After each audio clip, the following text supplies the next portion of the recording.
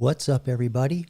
It's Jacob coming to you from an undisclosed location in Denver, Colorado, near the Rocky Mountains. Wow, starting a little later than I normally do. I am pretty roasted. I've been getting set up for this stream for most of the day.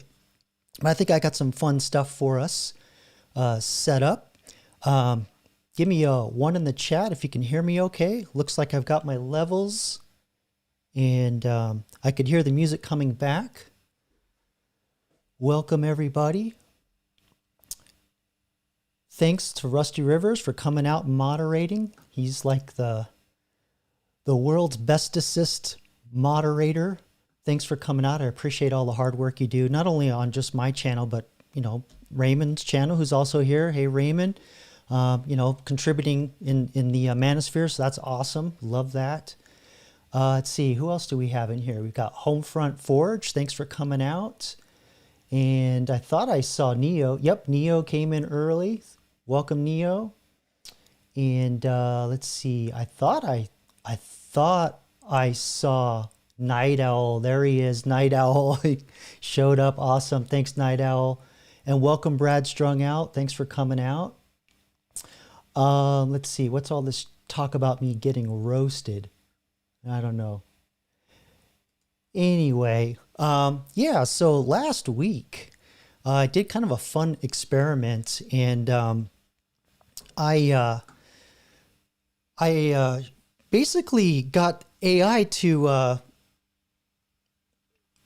guess people's gender based on pictures, and I had a lot of fun doing that. So I came up with another thing that we're going to try. We're going to give it memes and have it guess if it's funny, satire, or a fact. So I've got some pictures lined up for that. We'll do that in a little bit. But just if you want to get a quick review, the idea is that I programmed the AI with a very basic set of rules. I told it, you know, I'm going to upload one photo at a time, and I want you to guess the gender, the rawness of AI. What can I say?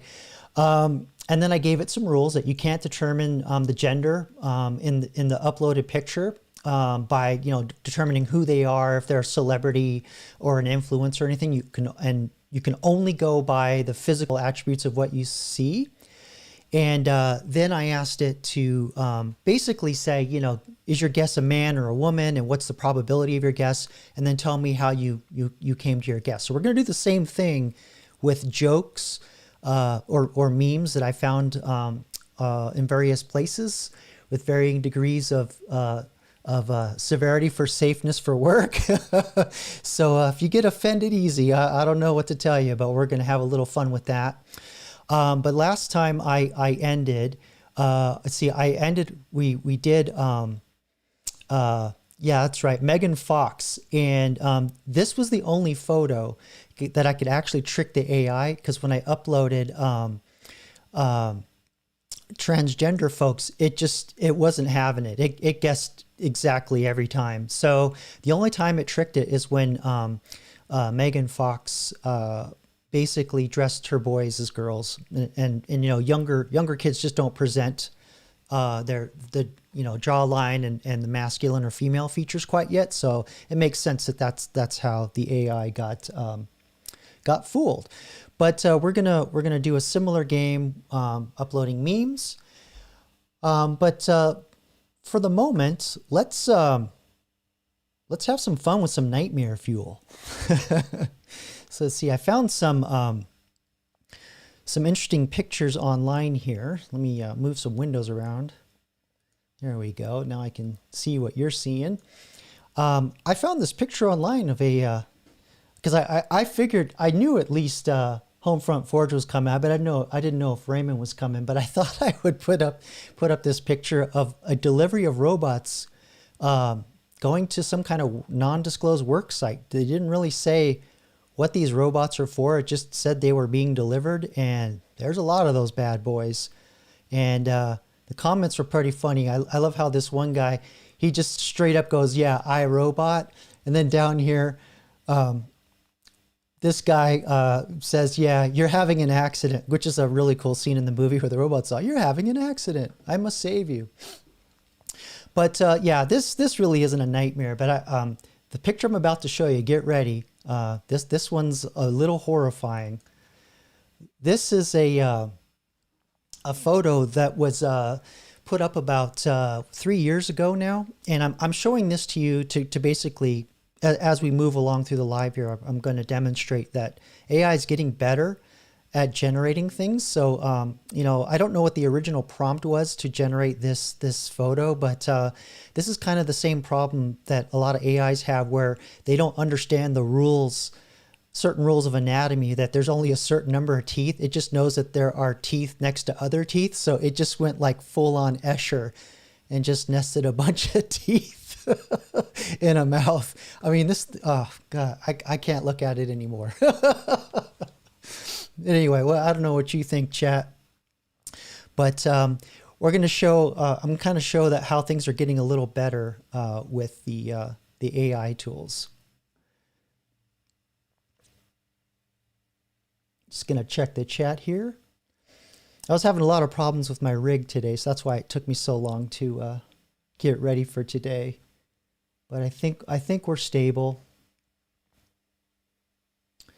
Okay, so I found this this AI that all this thing does is you just give it a picture and it puts teeth on it. So yeah, kind of freaky.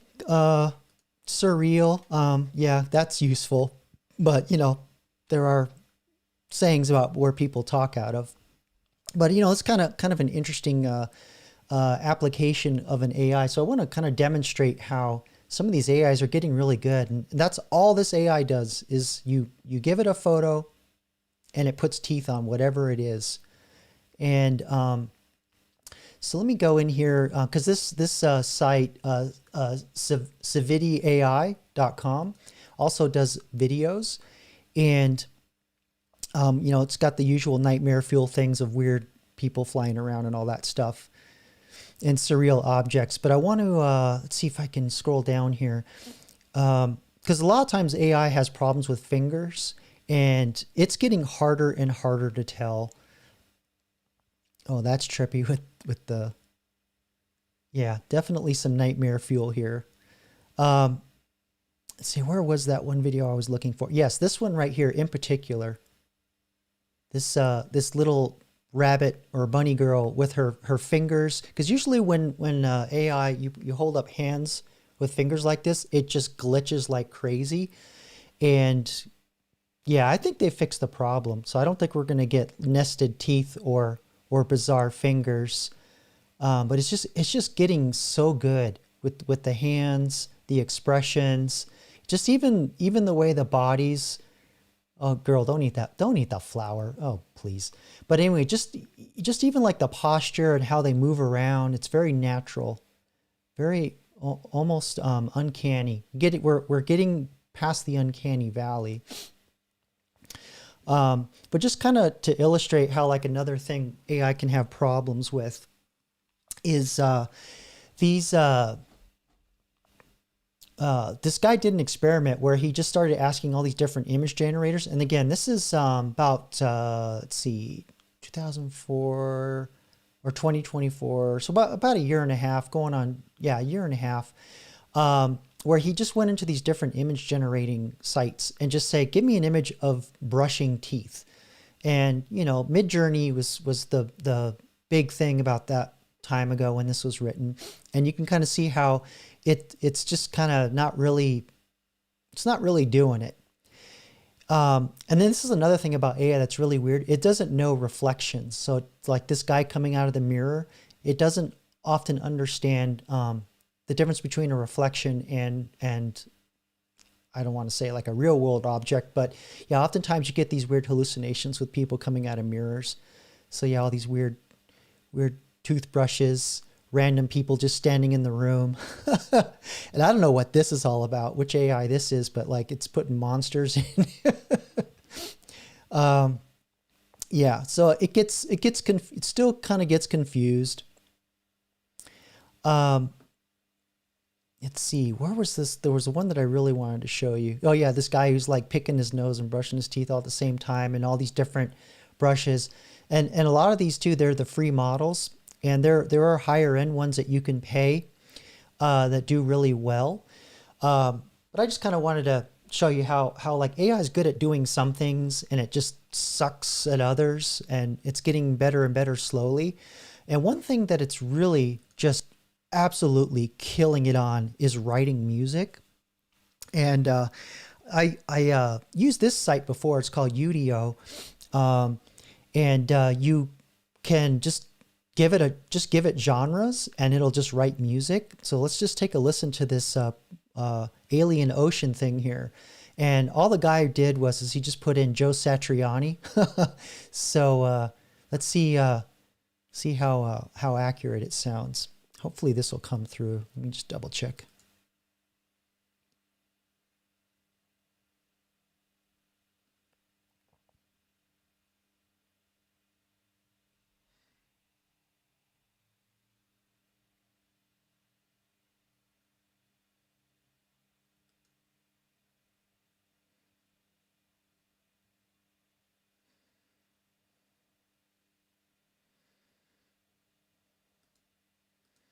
Are you guys hearing that music at all? I don't see the levels coming through the streamer. Let me just check something here real quick.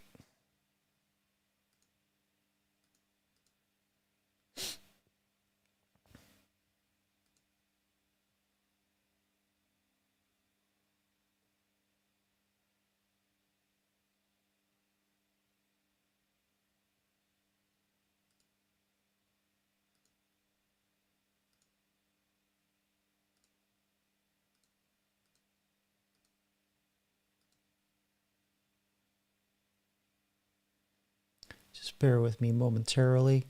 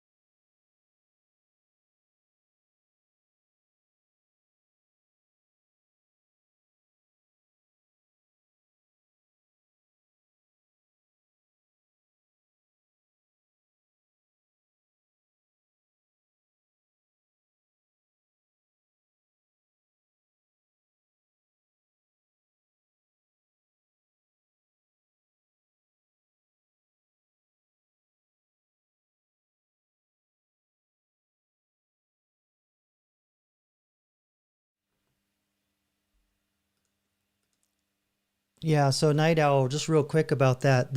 I'm going to demonstrate something that, a quirk that I found with AI that actually, if you make art with it, or art as a human, this is how you could kind of like human proof your artwork, and AI would not be able to generate it, at least not in this through prompts. But yeah, I don't know what the deal was with that audio, so I'm just gonna jump over to that situation there. So go back to ChatGPT, and so you're probably familiar with this. This is Escher. He draws all these optical illusions, or as I used to say when I was a kid, opticular illusions. And another similar kind of optical illusion is Joseph Jastro's, I forgot what this thing's called, but you look at it one way, it's a duck, and you look at it another way, it's a rabbit. And, you know, so I thought I'm going to try and see if I can get AI to generate something like this. And I wasn't really sure what they were called. So I asked the AI, you know, what would you call this artwork? And I described it, an old lady, then because I thought it was an old lady and a duck, but I got it confused with another drawing that was an optical illusion. And it's called Dual Perception Images. And I was conflating my wife and my mother-in-law with duck and rabbit illusion. So I thought, okay, maybe I can get AI to generate a duck in a rabbit kind of illusion. So I asked her, can you generate your version of a dual perception art? And this is what it came up with. One for each eyeball. Here's a unique optical illusion artwork where you can perceive both an old woman and a duck depending on how you view it. This way, that way. Okay.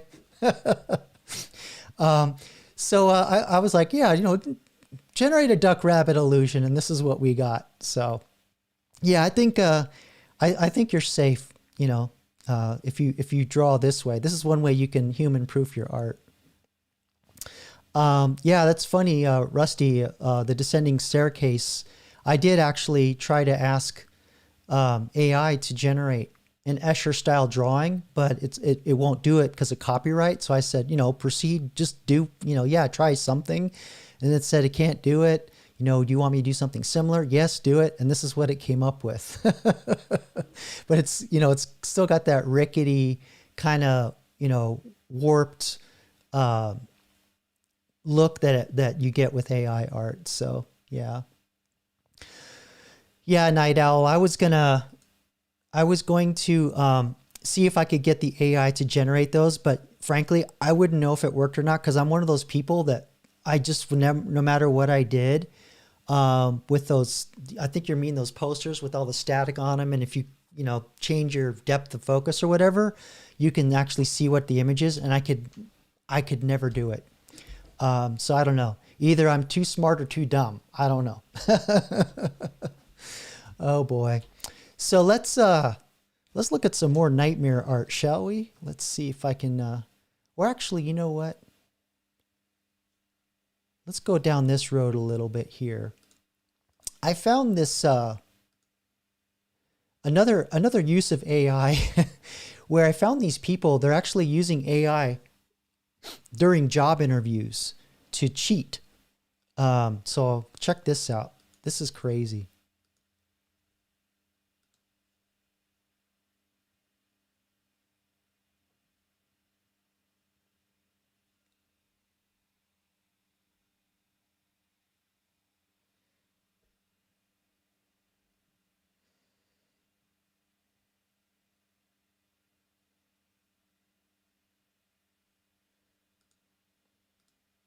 Crazy.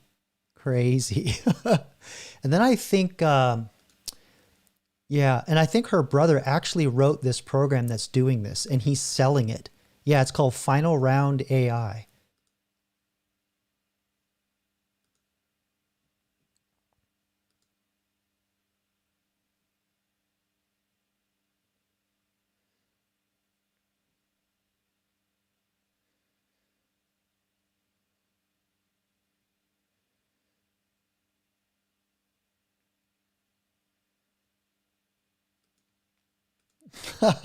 I mean, he did sound AI-ish though. He's got to work on the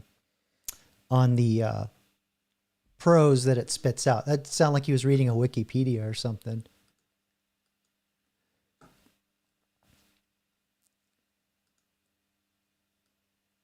Get that window out of the way there. Here we go. And then I found this little tidbit from Sam, I think Altman. It's the guy who owns OpenCI, or I'm sorry, OpenAI, which is ChatGPT. And he has this little word of advice of what kids should be studying.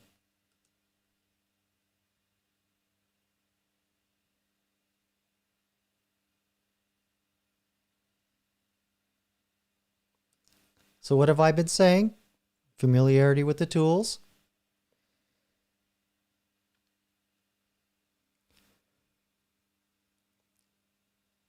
Thanks, Rusty.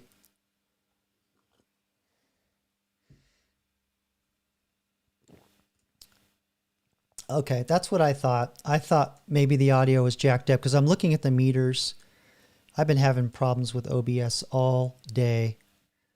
I may have to restart it, but let me try one more thing.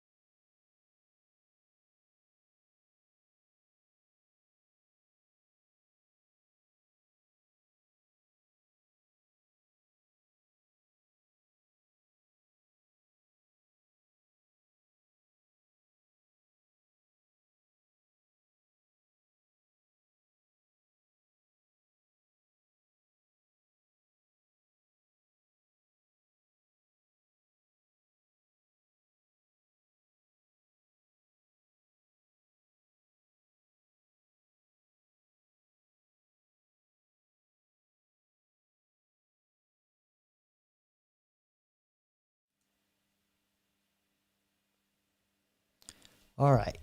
Sorry about that, everybody. Hey, Golf 5. I had to restart my my software. I may have to get a new pooter, which I'm not too sad about. But let's try this again. All right, so let's listen to what Sam Altman is saying about what the kids should be learning. This is the guy who made ChatGPT, or his team. What do you think kids should be studying these days? Resilience, adaptability, a high rate of learning, creativity, certainly familiarity with the tools. So should kids still be learning how to code? Because I've heard people say, don't need to learn how to code anymore, just math, just biology. Well, I'm biased because I like coding, but I think you should learn to code. I don't write code very much anymore, although I randomly did yesterday. But learning to code was great as a way to learn how to think. And I think coding will still be important in the future. It's just going to change a little bit, or a lot. We have a new tool. Yeah. So, like you said, get familiar with the tools. So let me go back real quick and play these people that are using AI to cheat on job interviews. An angry coworker that was upset with you, and how did you deal with it, and what was the outcome? Well, during my time at Red Point Ventures, I encountered an angry coworker who was upset with me. Recognizing the importance of resolving that conflict, I did take... Tell me about the time when... Still sounds like BS to me, though. But I don't know if you guys could hear me, but this guy, he invented this platform, Final Round AI, and his whole channel, he talks about on his channel, like how to use it and what, but yeah, I don't know if I like this. That's your greatest improvement areas, and what have you done to improve them? I would say that my greatest weakness is that I tend to be a perfectionist, which sometimes leads to spending too much time on minor details. That's and to actually a improve terrible this, answer. I've worked on prioritizing tasks and focusing on the bigger picture to better use time and resources. Still sounds like a load of crap. All right, so let's get back to some more nightmare fuel, shall we? Let's see this. Yeah, so this video, I just kind of want to demonstrate how AI is getting better and better and better. So this video is from 2 years ago. So let me just make sure I got things queued up here. Got my controls. Okay, here we go. It's live, folks. Thanks for your patience. I'll see you tonight. Be careful. Why? It's ducks mating season. Don't be silly, I'll be fine. What do you He's have so there? handsy. Oh, just some beer. Please don't drink and drive. Who do you think I am? Almost to the dot. It's such a long road. There's nothing to do. It's taking so long. I'm bored. Please don't drink and drive. Who does she think I am? I can have a beer if I want her. Nothing bad's gonna happen to me. One beer. Who's gonna know?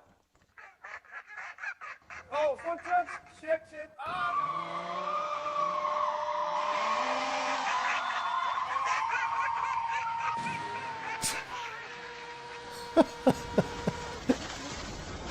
I think we got ourselves the next Transformers movie. You are now on us.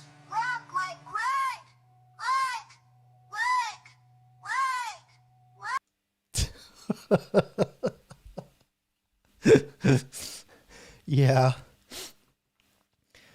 Yeah, this is gonna be an interesting problem, Golf 5, is that cause I was showing those videos that I did, the one that was where the AIs were doing the interviewing, and then there's the AIs that were doing the firing.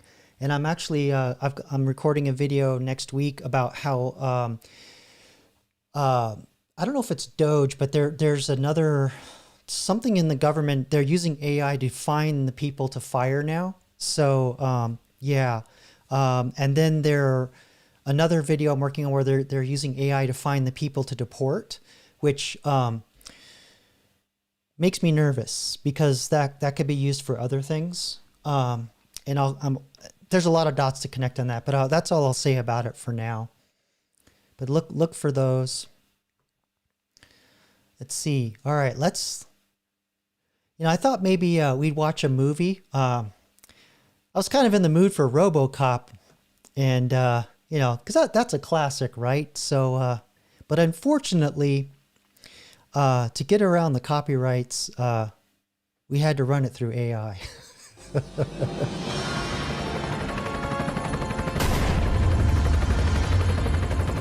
Hi.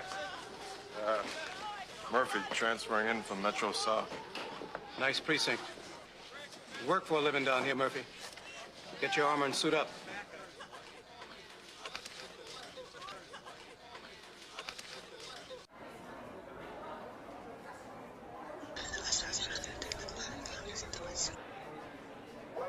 Old Detroit has a cancer. The cancer is crime. And it must be cut out before we employ the 2 million workers that will breathe life into this city again. Yes.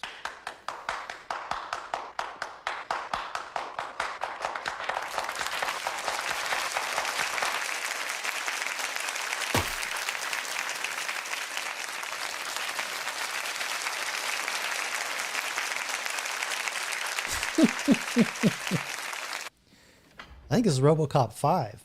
I don't think this is the original. 209.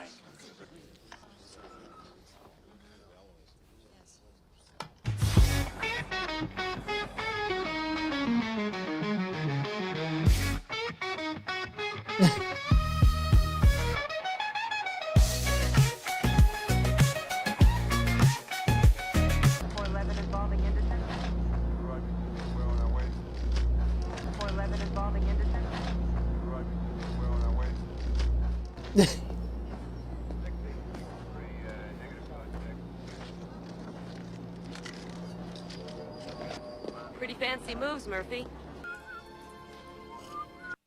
I almost spit take on that one.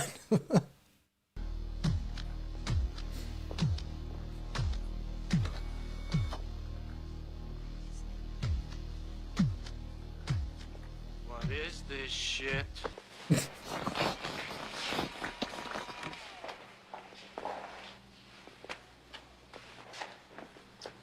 Tastes like baby food. Okay, let's start with tracking. Give me a grid. Got it? There. Target.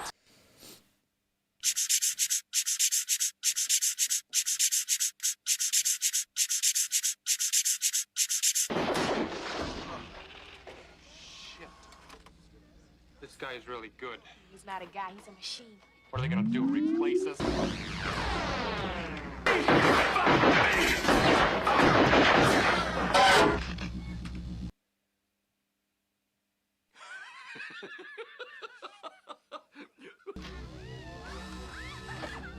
Thank you for your cooperation. Good night.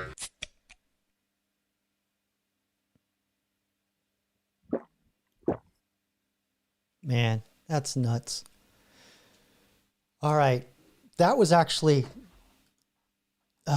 okay, but I found this one with Jurassic Park that's even more insane.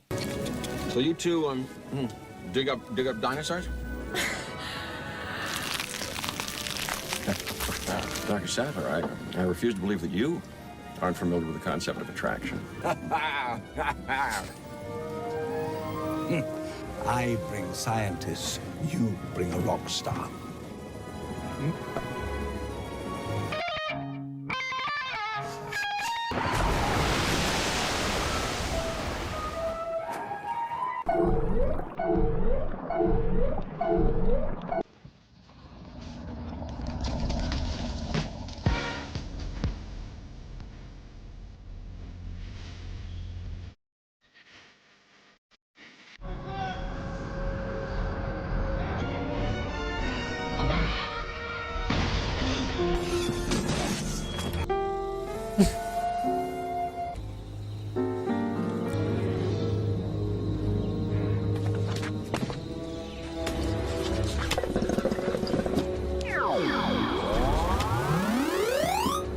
Damn. This is the Cretaceous period. I mean, this thing is a...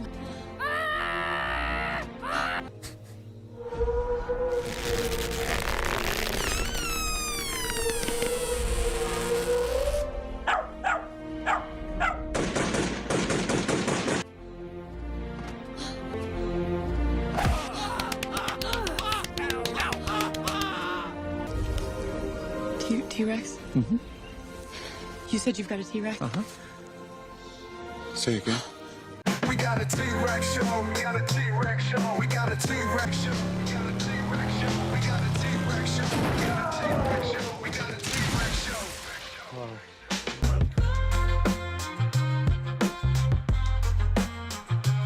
You crazy son of a bitch, you did. We get this tear up the rule book on it. Cold-bloodedness, it doesn't apply. They're totally wrong. This is a war-body.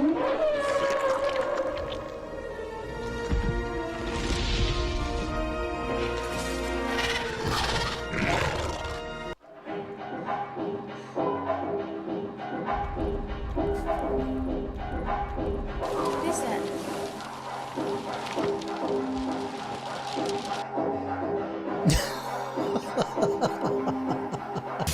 Too soon?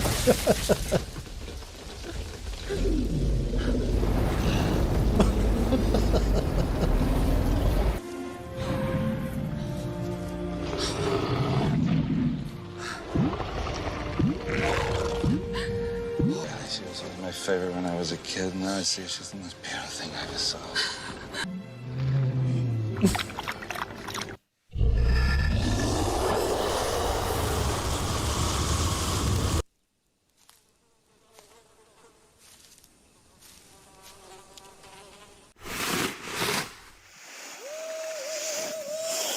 There's no trace of lilac berries. It's so odd, though.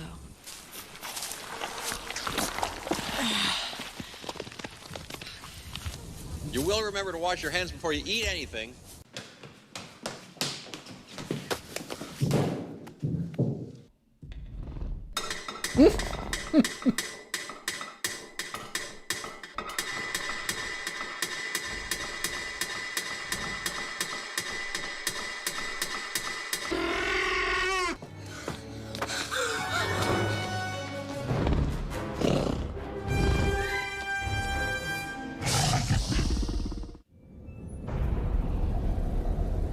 Come on, little one. Come on. Come on. Come on, little one. Come on. Come on. Come on, then. Very good push.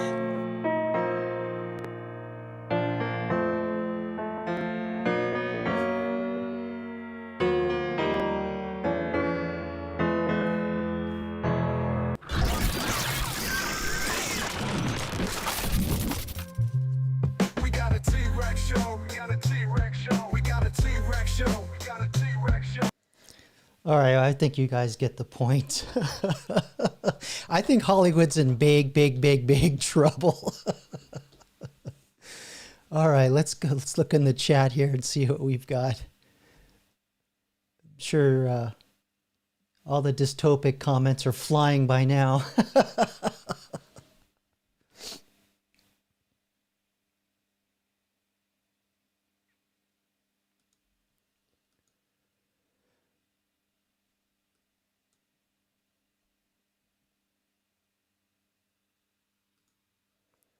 Hey, Rusty, thanks for coming out and moderating again.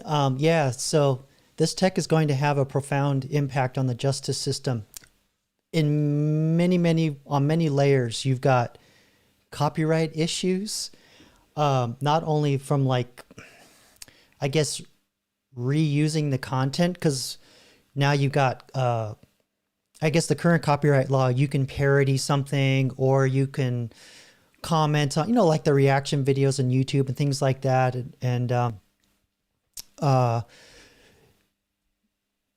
Yeah, it's the big question is like, okay, well, if they are using, because AI is a big blender, right? It takes in a bunch of stuff, chops it all up and spits it all out. So where did it get the original stuff, and how much of that original stuff is preserved in the new thing? And are you violating that copyright? And then if you create something with the AI, can you copyright that? That just in copyright alone. Yeah. And then never mind all the things that you can get the video to say and do and put words in people's mouth. That's pretty scary. But I will say that, excuse me, coffee's kicking in. The the video those two videos that we just saw, that those people did that on like their own machines. To do that on a web service would be really difficult because they don't allow you to do those things. Because like I was showing you, just even with the Escher thing, when I tried to get this thing generated, it kept saying no copyright, no I can't do that, no I can't do that. But if you run your own AIs on your own computers, no problem. And that's how they were able to do that. So it's gonna be very interesting. But yeah, there's the Raymond judge is already throwing out AI in court. There was that case where the I don't know what they were, if they were like the attorneys, or it was a team of legal aides, and they used AI to create something with their evidence and caused a kerfuffle with that. I should probably make a video on that, but I remember reading about that.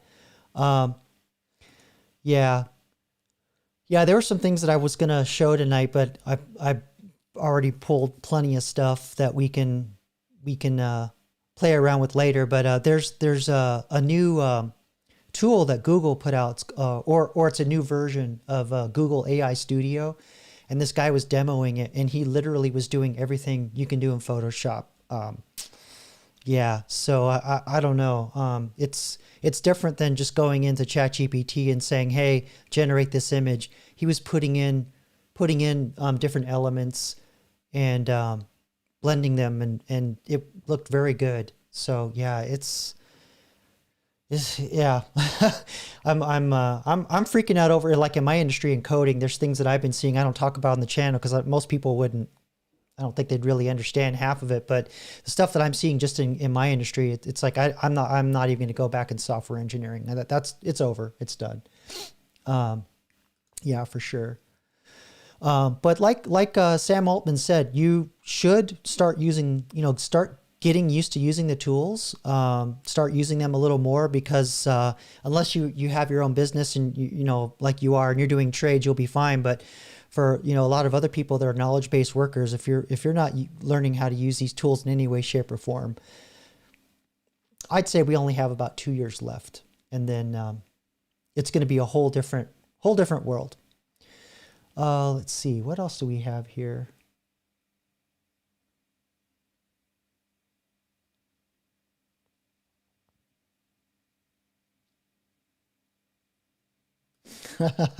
Yeah, get used to eating the drool. Let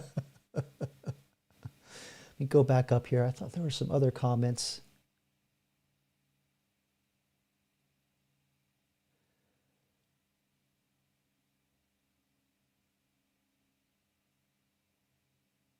Yeah, this is something that that I was thinking, Rusty. I remember that first came across my mind about probably 5-6 years ago when I saw the first generative AI images. Yeah, and I was like, oh, when they start doing videos, we're in trouble. I'm surprised we didn't see more deep fakes during this last election cycle.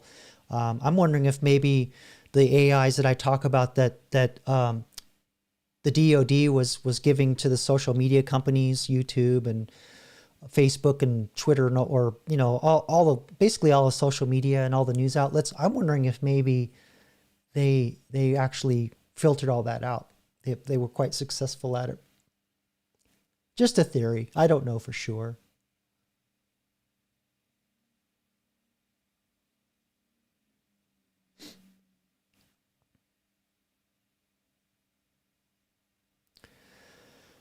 Yeah. Okay, so let's go back to some more. Do I have any more nightmare fuel? I don't think so. I think that was it. That Jurassic Park did me in. So I thought we would do a little ChatGPT experiment. So what I thought I would do is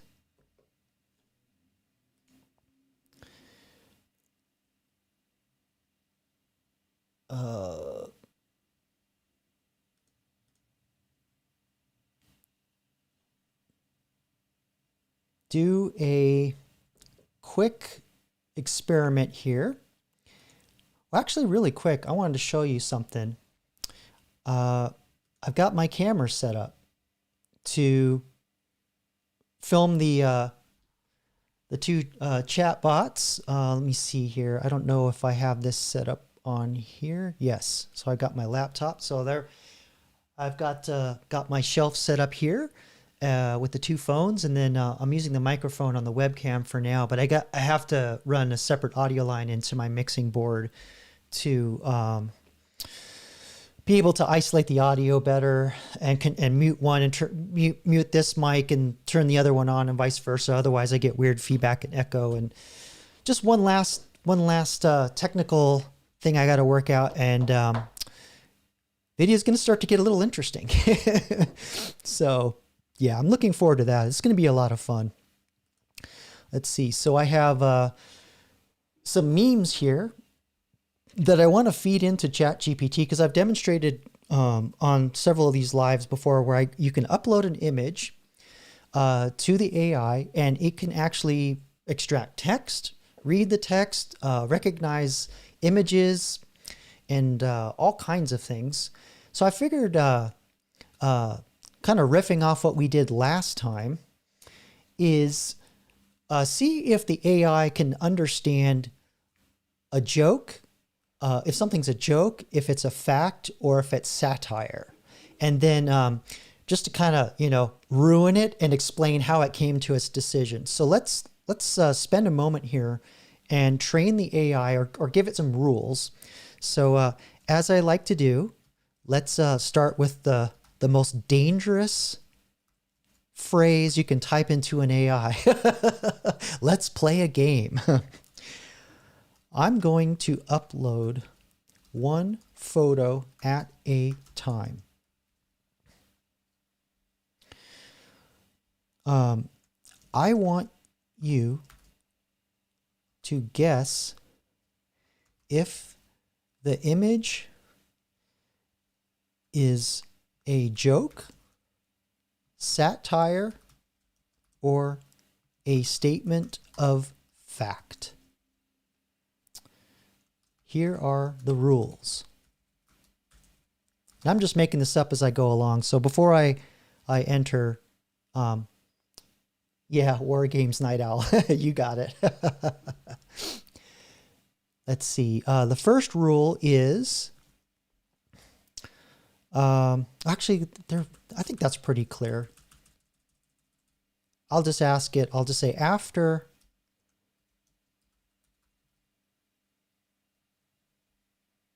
Let me just clean this up a little bit. Real time. Oops.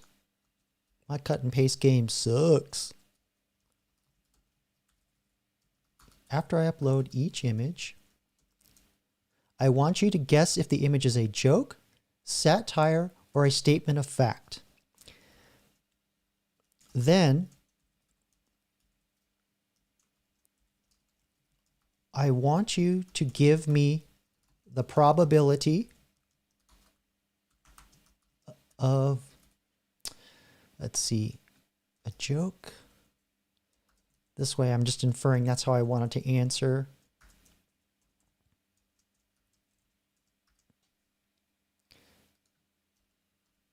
The probability of your guess. And if I don't say this, we'll get like the freaking Magna Carta. And a brief explanation of how you determined your decision. All right.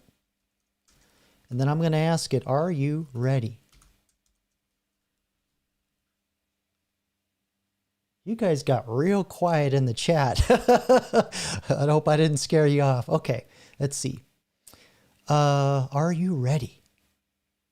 Here we go. So let's just see. I'll send it and then it'll tell me that it's ready. Sounds like a fun challenge. I'm ready.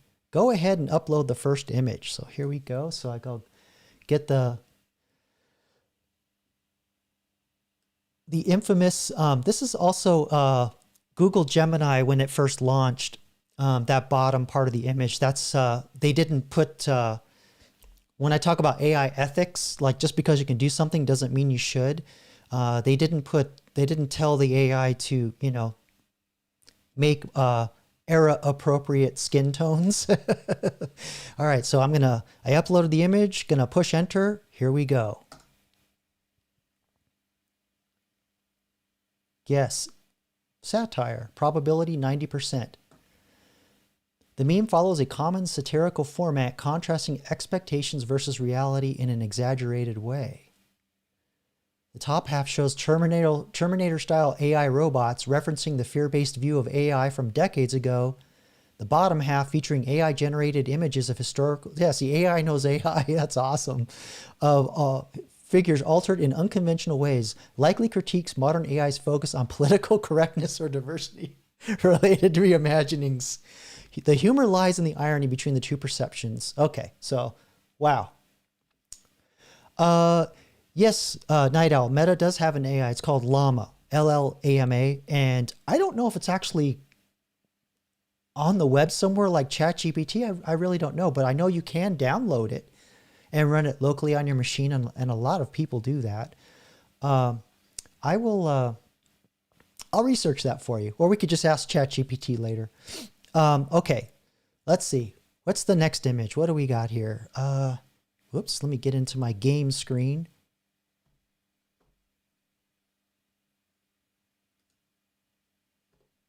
There we go. So I've got this other meme. The solutions to nearly all the problems on this planet are obvious. They are just not profitable. All right, so let's upload that. See what it says. Statement of fact. That's interesting. I would think that's satire, but that's funny. 85% probability, so not super strong. But the image presents a widely shared perspective on systemic issues in society, particularly regarding economics, politics, and corporate interests. The statement implies that solutions exist for many global problems, but they are not implemented because they don't generate financial gain for those in power. While this is a subjective viewpoint and could be debated, it aligns with common critiques of capitalism and institutional priorities, making it more of a socio-political assertion than a satire or joke. Oh, I would have called it satire. I don't know what you think, chat. But interesting. All right, so what do we have next? Oh, throw it a little red pill. Some red pill knowledge here. This one's pretty well known. I've seen this one floating around on all kinds of platforms. Yes. Joke, 95%. Yeah. Let's see. The image follows a classic Twitter-style clapback format where one statement is contradicted in a humorous or ironic way. The humor comes from juxtaposing the claim that a woman's intuitions never... You know, I think I'm ruining these jokes. With the counterpoint that the existence of many single mothers suggests poor partner selection, implying flawed intuition. That AI is brutal. Brutal. It's like a knife in the heart. Okay, let's see here. Mother suggests poor partner selection, implying flawed intuition. While it has a satirical edge, it's structured primarily as a joke using irony and social commentary. Oh, Raymond. Yeah, I'll throw those in there at some point. Let's see. All right, let's try this one. Whoops. Oh, you don't see what I'm doing. There we go. The pyramid of intellect. People who never took the COVID vaccine, even after all the social pressure. This little PhD, master's, bachelor's. Okay. All right. Let's see what it does. Oh, it got satire. I thought I was going to oh, it's a fact because it was a graph and all that.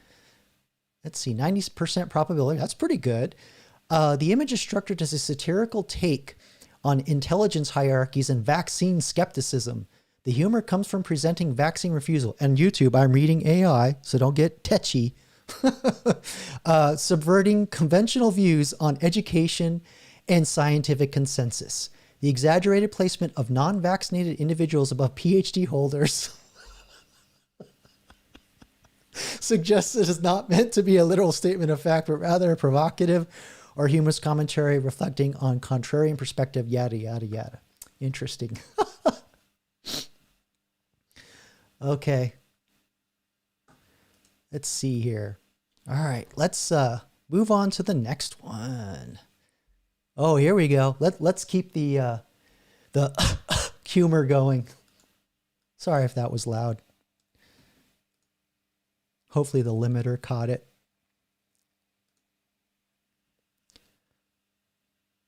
Satire. Nailed it. 90%. The image plays on the idea of media deception by showing a contrast between how an event is portrayed on camera versus what happens behind the scenes. The implication is that the media exaggerates or misrepresents. So, yeah. Yeah, Golf 5. I see what you're saying. Definitely, for sure. Now I'm kind of thinking I want to ask the AI how it is getting this information. Like, does it really know this meme, or is it truly pulling the data out? So we'll do that later. But we'll keep the meme train going here.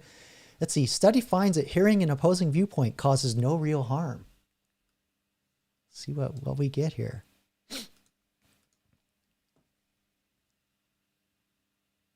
Satire, 85%. Mimics the style of scientific study headlines, but use an obviously exaggerated statement to poke fun at the modern tendency to avoid opposing viewpoints.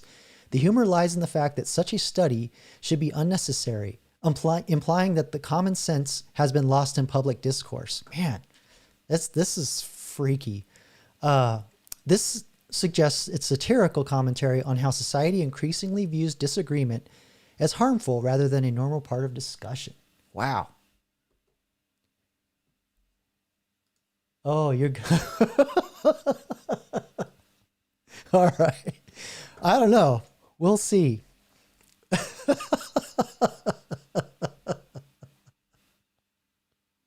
Oh, man, I wish I had that Jabba the Hutt sound right now. Women be lying for no reason. 95%. This image follows a meme format that exaggerates a claim to create humor. The caption, "Women be lying for no reason," sets up a comedic premise. So again, I talk just real quick in my my channel update. I was talking about how I can upload or actually define an area on the stream in real time and send it to an AI, and it can pull out information. So this is the same basis, similar technology that I'll be using to get the chatbots to respond to things. So I've got some fun things planned, designing some characters. Oh, AI, yeah. I don't know, Raymond. I've thought about it, but I still like to talk a little red pill here and there. So I don't want to be misleading. I'll think about it some more. I've been actually getting asked that question a lot, actually. Let's see. The woman caption, "Be lying for no reason," sets up a comedic premise, and then the still from a documentary or TV show adds irony. That's crazy how it determines that. That's wild. The humor is derived from visual contrast and implied skepticism, making it more of a joke rather than a literal statement or social critique. Man, it's got nuance. I'll give it for AI here, or ChatGPT. It's got the nuance. While it leans on a stereotype for comedic effort, its primary function is humor rather than factual assertion. Yeah, Rusty, we'll get to that in a minute. All right. Let's just kind of put in a little bit of a curveball here. See what we get.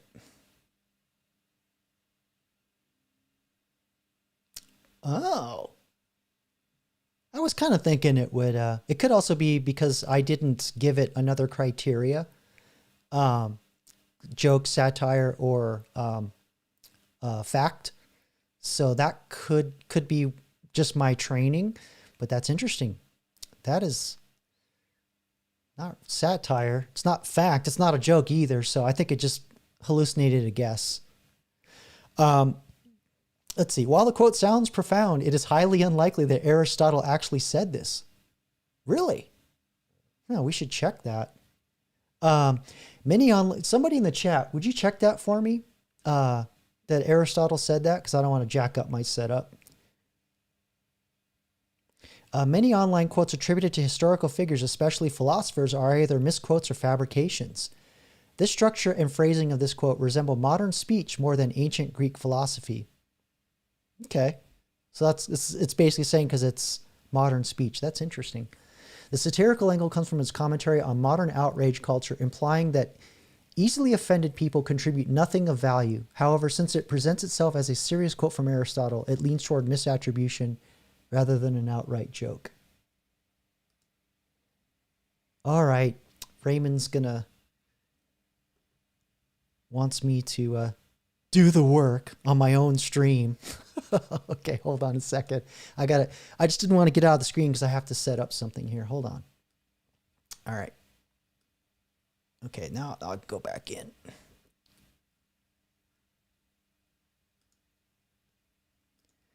All right. So let's get this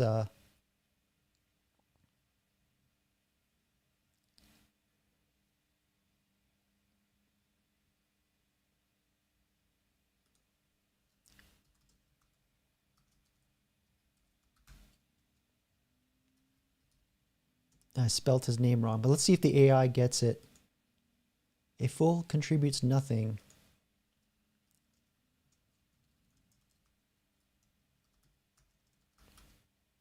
This is what you get for making me type. Now you got to watch me type.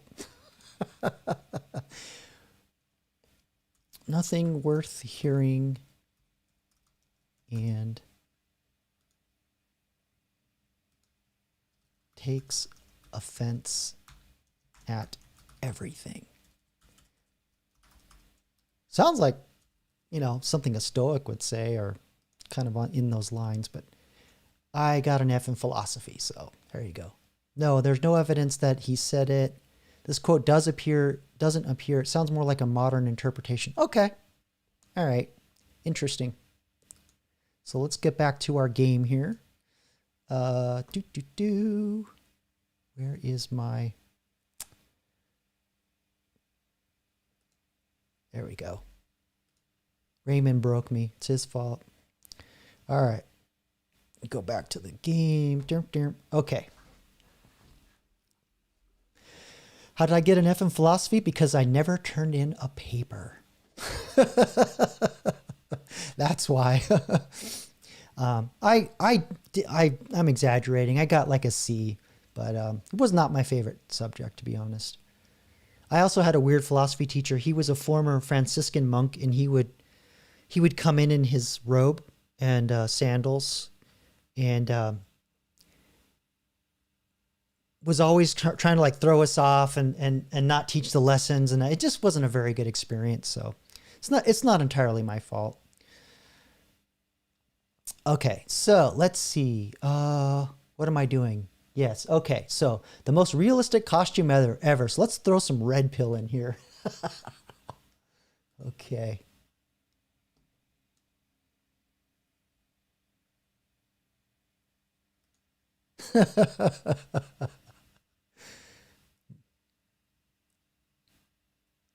%99 probability.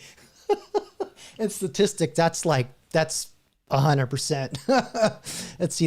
This is a humorous and exaggerated depiction of a common stereotype. The idea that fathers are viewed as financial providers and ATM for their families. The man's unamused expression. What? I didn't even. Oh, yeah. Enhances the comedic effect, reinforcing the joke about financial responsibility. The added text, the most realistic costumes ever, with the laugh emoji. Makes it clear that the image is meant to be lighthearted satire rather than a serious statement about gender or role or finances. Oh, man. I don't know. AI may save us all. You never know. It'll take our jobs, but it'll save us in other ways. We don't even know yet. All right. Let's see. I have a half-brother. Different mothers? Shark attack. All right. Let's see. I'm going with yolk.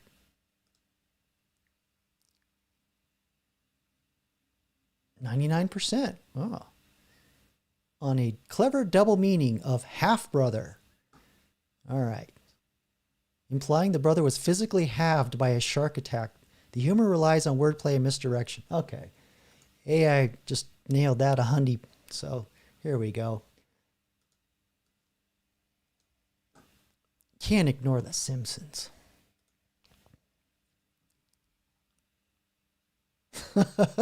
Boy, that was me in my day job. Wow. Joke.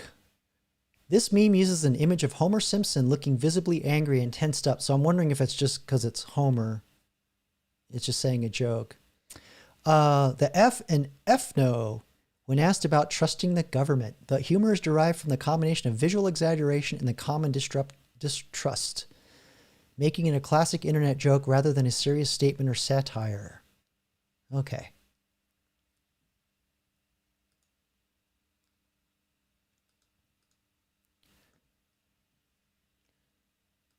All right.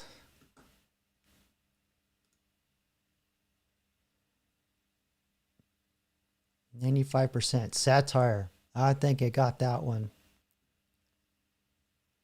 Mark Zuckerberg as an AI. All right, so here's one that's got no words. This one I'm kind of, whoops, what did I do? There we go. I forgot to next it.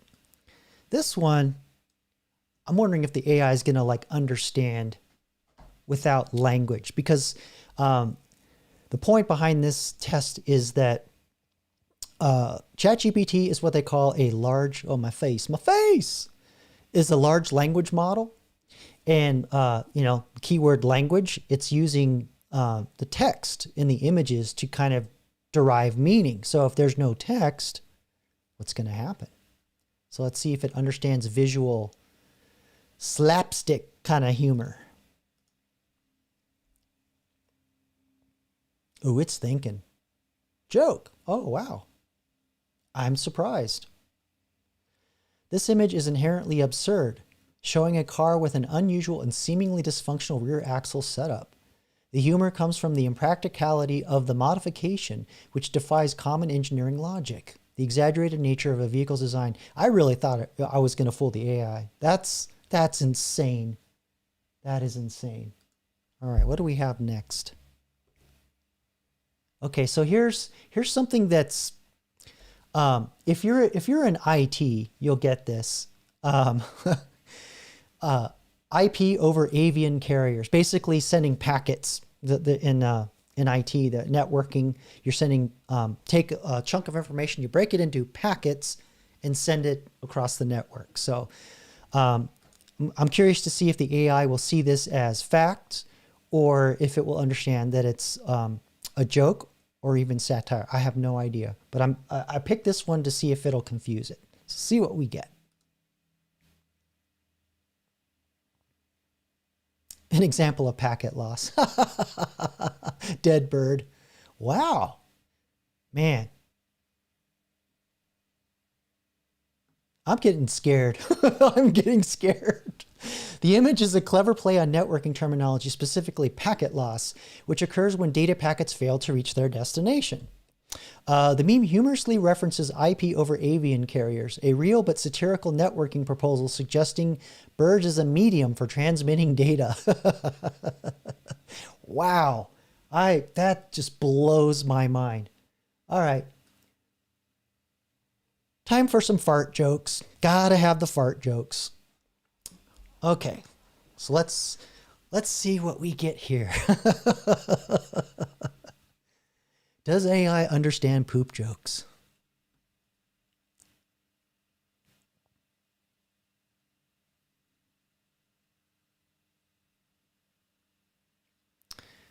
Wow, we're getting some high probabilities here. This meme uses an image of Henry Cavill as Superman with a forced smile and slightly tense expression to depict the relatable frustration. Wow. Okay, AI, where do you take a dump? Relatable frustration of needing to use the bathroom right after showering. The humor comes from the exaggerated seriousness of the factual expression with the mundane and mildly irritating situation. Depends on whether or not you had spicy food, if it's irritating or not. Okay. Anyway, yeah, I worked with this guy, a salesman, and he'd always, about 10, 11 o'clock when his coffee started kicking in, and he'd stand up and say real loud, "Time to break the seal," and then get up and go take a shit. Oh, crazy. All right. Oh, you don't, let me go to the next one here. Let's see if our viewers in the UK can appreciate this one.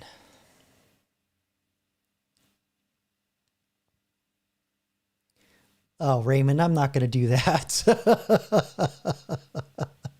I'm just not that guy. I'm sorry. I gotta show, hold on a second. Jeez. Raymond, you're just too hard on yourself, brother. You're too hard on yourself. Yeah. Okay. Where am I? Let's see. Oops, wrong view. Okay, so let's see what the kitty got. This meme uses a classic format and a startled cat with wide eyes to humorously exaggerate paranoia. The caption implies that posting anti-government memes online might lead to real-world consequences. Let's see, playing on the fear of surveillance and government monitoring, while there's an underlying satirical element about internet privacy. Wow. It's just getting all the nuances. That's crazy. Okay. What's next on the list? Oh, so we got a joke. We're going to go some Inception here. We're going to do a joke about AI. I don't know if y'all get this one. Where a lot of people, they go into ChatGPT and they ask like all these world problems and existential questions. And especially when AI was newer, it'd go, "Oh yeah, I could solve world hunger. Just, feed everybody dogs." Sort of that thing where like, "Oh, the cheese keeps falling off my pizza." And then AI says, "Then glue your cheese on." That was like this meme's probably like 2 years old.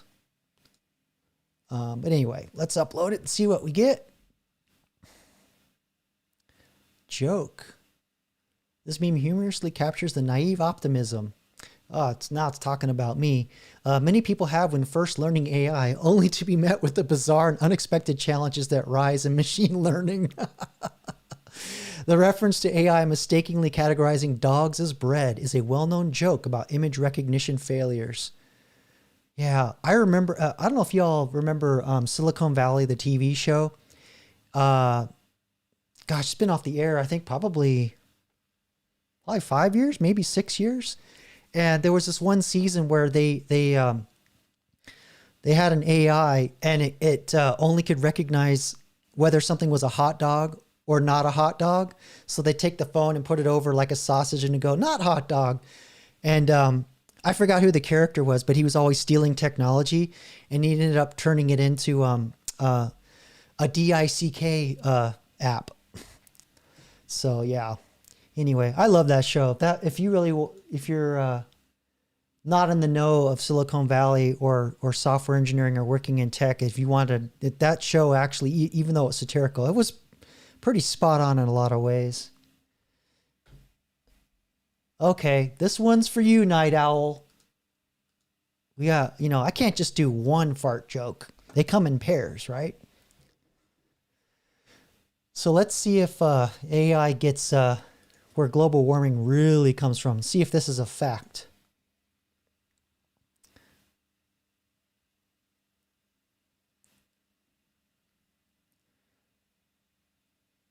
Okay.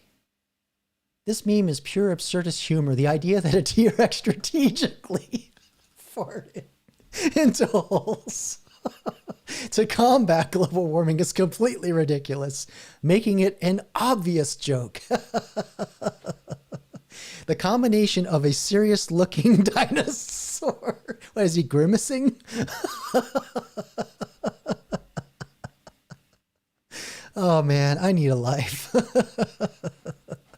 But see, playing on the trend of fake educational facts that are clearly meant to be humorous rather than informative.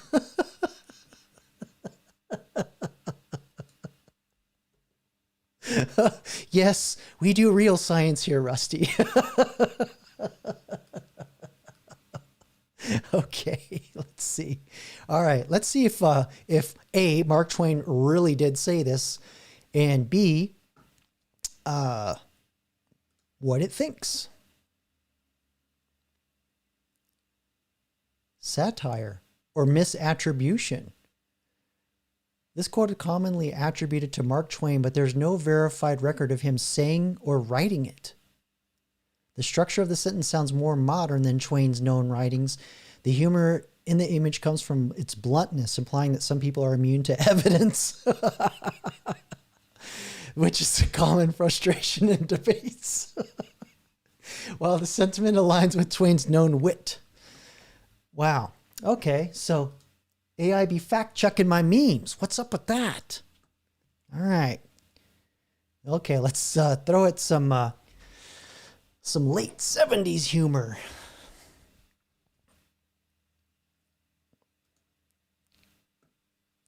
Good old Dukes of Hazzard.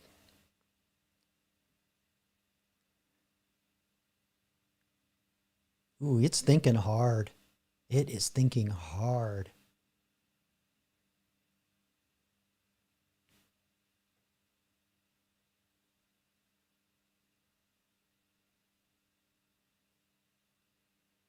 Oh, I think I broke it. We may have to take a station break, ladies and gentlemen. Or maybe AI is farting in a hole somewhere. I don't know. What do you think, Night Owl? Okay, we got it. Probability 99%. The guess is a joke. Could have just been that I hit peak usage. Everybody, Saturday at 8 o'clock in Mountain Standard Times, hammering the AI. Let's see, this meme humorously contrasts youthful agility with the struggles of aging. The top image referring to, featuring a scene from the Dukes of Hazzard. Holy mackerel. That's insane. Shows a young man easily entering the car through the window. I don't know about you guys, but when I was a kid, and if you remember Dukes of Hazzard, they would always run and then slide across, sorry, my face, slide across the hood and then, go on the other side, get in the door. I tried that and I damn near tore my ass cheek off. That is not easy. I don't know how they did it in the show, but I'm just saying. All right. Let's see. The bottom image showing an older man struggling to do the same represents how aging affects mobility. The humor comes from the relatability of this experience for those who were young in the 80s. Now find physical activities more challenging. Yep, nostalgia-based joke. All right, what do we got here? Oh, let's see. We got to do a Bill Gates dig. There's only a few more of these. There's one other one that I think one other one that I thought I would stump it with. All right, here we go. So let's upload Mr. Pie Face here. I learned a new word today, philanthropath. Fact. No. Satire. Let's see. This meme is satirical critique of wealthy philanthropists, particularly those involved in large-scale global initiatives. I think the AI knows who this is.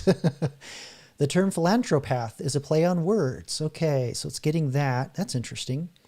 That some individuals use charitable efforts as a facade for control, profit, or hidden agendas.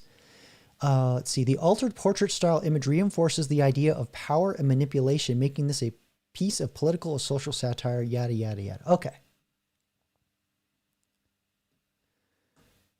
Hey, Bobby, thanks for coming out. I see you commenting on the videos here and there. Welcome, welcome. Let's see. Okay, this one, and straight up, this is the same person. I should just ask the AI, is this the same person?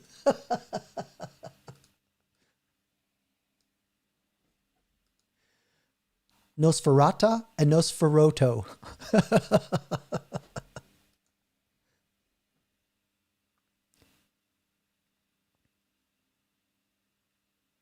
Yeah, I'm wondering if ChatGPT is getting hammered right now. It's kind of slow. Oh, satire. Borderline insulting joke. That's awesome. 90% probability. This meme draws visual comparison between a celebrity and Nosferatu, a classic vampire character, implying a resemblance for comedic effect. Let's see here. While it falls under satire, this is what I'm looking for. Why I wanted to see why it did that. Okay, so while it falls under satire, it also leans into a more mocking or insulting style of humor, which is common in internet meme culture. Boy, you got that right, AI. The resemblance is uncanny, googly eyes, adds a sarcastic undertone, reinforcing that the intent is comedic rather than factual.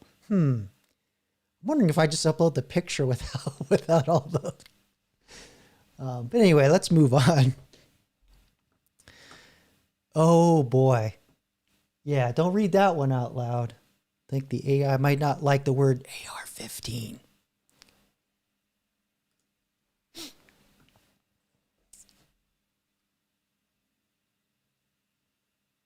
Satire.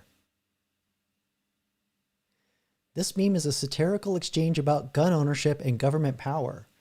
The original tweet by David Hogg is a rhetorical question meant to critique pro-gun arguments that tie firearms to self-defense or religious values. The response flips the argument by implying that Jesus' lack of weapons contributed to his execution by the government, reinforcing a pro-Second Amendment stance. Yeah, I guess they're going to call it the J2A. I don't know. The humor comes from the irony and the serious undertone of the reply, making the satire rather than a joke or factual statement. Interesting.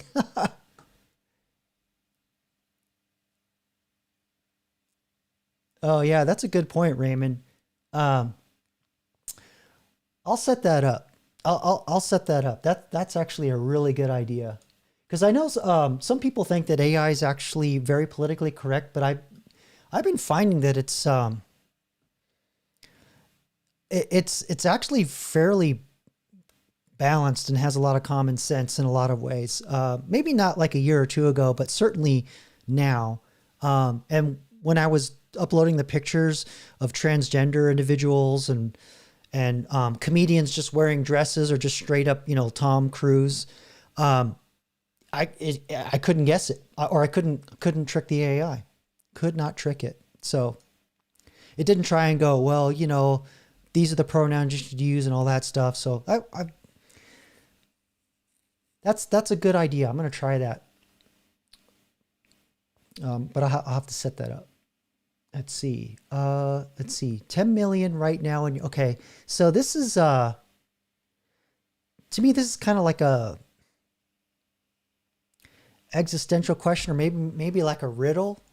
And I kind of wanted to see what would happen, because this one kind of skates the line of all the categories. So let's see. This meme is a well-known hypothetical scenario. Oh, okay. So it kind of knows what it's looking at. I may have to work my prompts a little better to ignore certain areas of knowledge next time. Let's see. It presents an absurd but intriguing dilemma: accepting a large sum of money, but being eternally pursued by an indestructible, intelligent snail that will kill you upon contact. Okay, so anyway, it knows what it is. I'll just keep going. Oh, I didn't show you first. Okay, here we go. Let's just go straight up.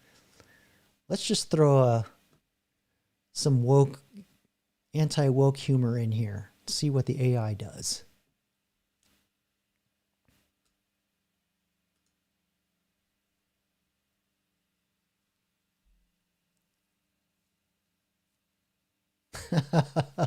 $99%. This meme plays on a humorous misinterpretation of a name tag. Sees it as that's a big name tag. The image taken from Pawn Stars shows a man named, I don't know if I can say that, William, Richard, Peter, with the title owner, which is normally meant to indicate business ownership. Thanks, AI. Wasn't too clear on that. However, the meme overlays a caption about the gender identity, making the phrase DICK owner a double entendre. Okay, so it got double entendre. The humor comes from the unexpected wordplay and the contrast between the original context, meme's interpretation. But it does, I think it's recognizing these memes. So I'm wondering if maybe I need to retrain this, which I won't make you all suffer through, of course. But yeah. Those are all my my images that I wanted to throw at the AI and kind of see what it would do. But to kind of get back here to the potato head, Mr. Potato Head, I like the idea of this, Raymond. Now do a bald white man with Dracula. It only says insulting because it's a strong woman. So yeah, I want to try that. That's a great idea. So I'm going to keep this tab open with the existing training, and I'll throw that in, and maybe I'll just do like a special video for that, or maybe I'll just do it on the next live. But that's a great idea.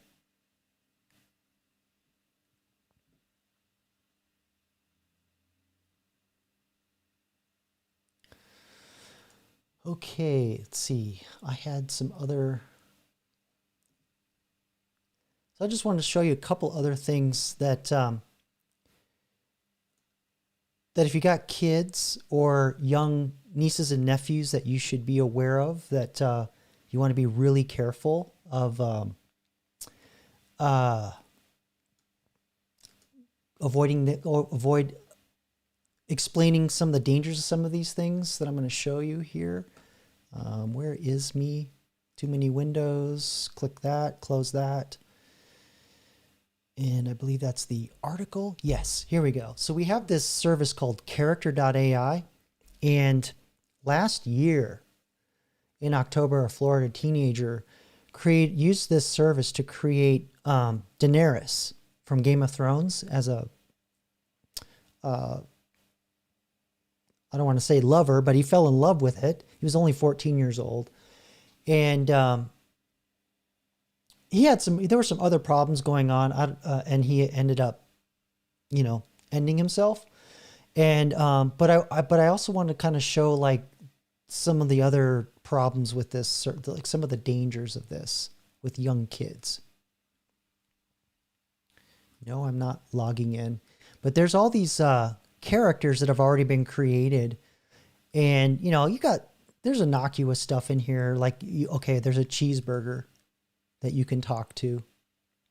Let's see. And you go in, it's kind of, just a little chat interface, and you can go back and forth with it. This is innocuous. But let me see if I can find, where was...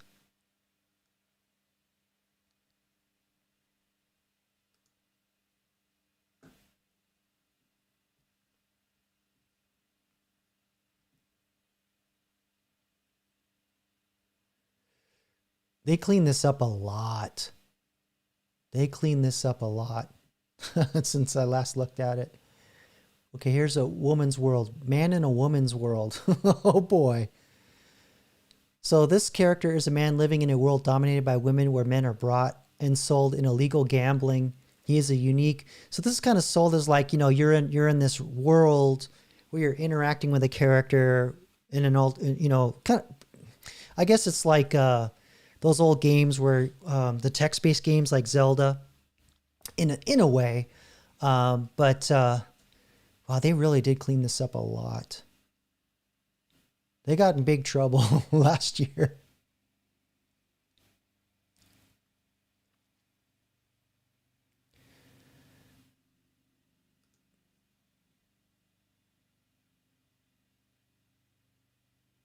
Virtual singer, protective assassin. Yeah, this is a lot more playful. So yeah, okay. So they fixed it. That's good news. Good news. I'm happy.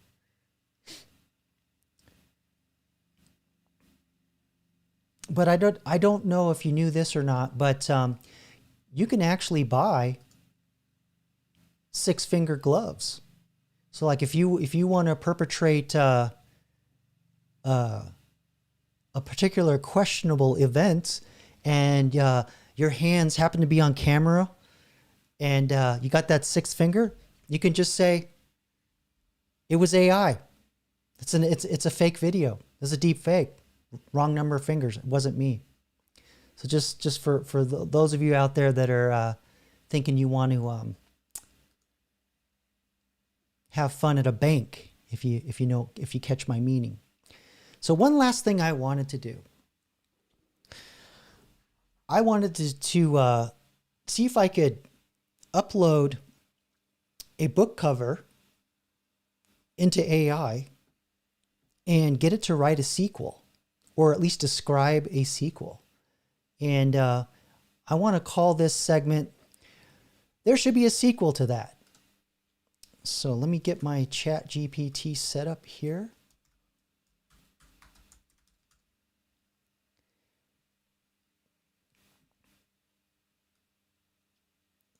So I don't know if you guys want to pick a particular cover. We got 1984.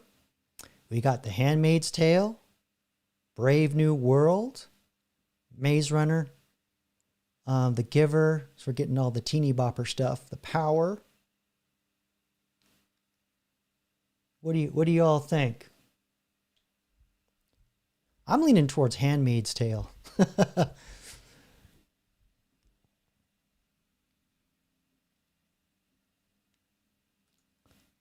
So I'm going to start working up a prompt here while you guys decide which one you want. Yeah, 1985. Oh. Don't type too loud. The AI can hear you. Okay, let's see.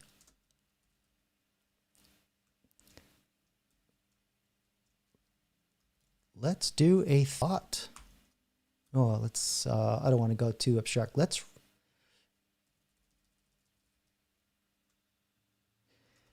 There are some books that I just love that never got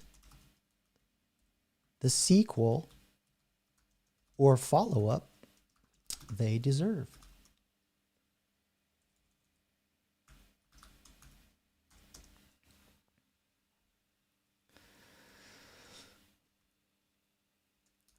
I'm going to upload one book cover image at a time. After you receive the image, I want you to come up with a single, because if I don't limit it, a single paragraph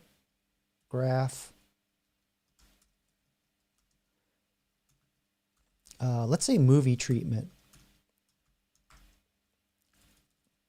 because those have a particular way that they're written. A single paragraph movie treatment for a follow-up for the book that I uploaded. All right, let's try that.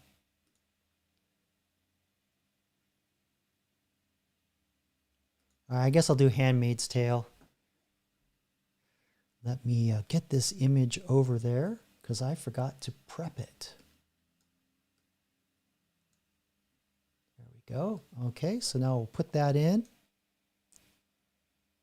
Wait, actually,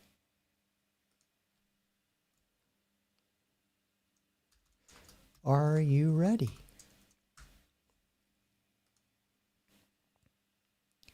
Now, what's going to be interesting is if it'll follow like dystopic themes and that kind of stuff, or if I'll try and make it like happily ever after. I have no idea. Okay, there we go. Handmaid's Tale. Let's see what it does.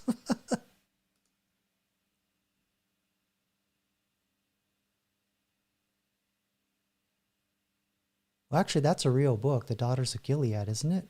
I don't know.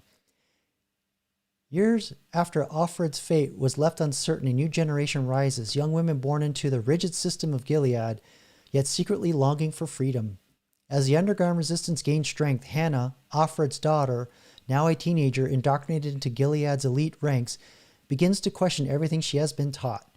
When she discovers hidden letters from her mother detailing the horrors of the regime and her desperate fight for escape, Hannah faces an impossible choice. Yeah, so the daughter. Continue with the daughter. I don't even know how the book ended. I've only seen the TV show, to be honest. Or, I'm sorry, the movie. Let's see. Hannah faces an impossible choice: remain in the only world she's ever known, or risk everything to tear it down. Meanwhile, a new breed of handmaids, emboldened by whispers of rebellion, begin reacting. Okay, so let's try George Orwell's 1984. Let's see what we get. If you guys have another... Yeah, Raymond, it is a long paragraph, but that's short for AI. But you have to tell it to be short.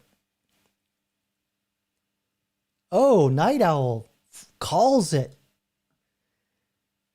It changes the date. That's awesome. 2084. The New Order. Decades after Winston Smith's tragic fate, the world of Oceania has evolved, but not in the way Big Brother intended. As technology advances beyond telescreens and thought police, a new resistance emerges operating within the very heart of the system. AI-driven consciousness capable of countering the party's propaganda in real time. Ooh.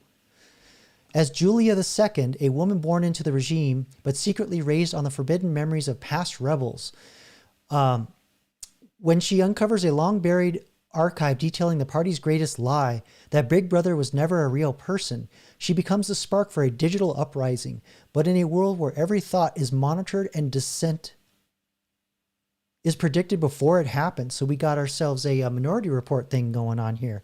Can revolution still succeed? As the party adapts, rewriting reality faster than it can be challenged, Julia and her underground network must wage the ultimate war, not just for freedom, but for the very nature of truth itself. So, yeah, I'm starting to see Hollywood's using AI to crank out movies. All right, we'll do Brave New World. Try that one. I don't know if there's any books you want me to try and find.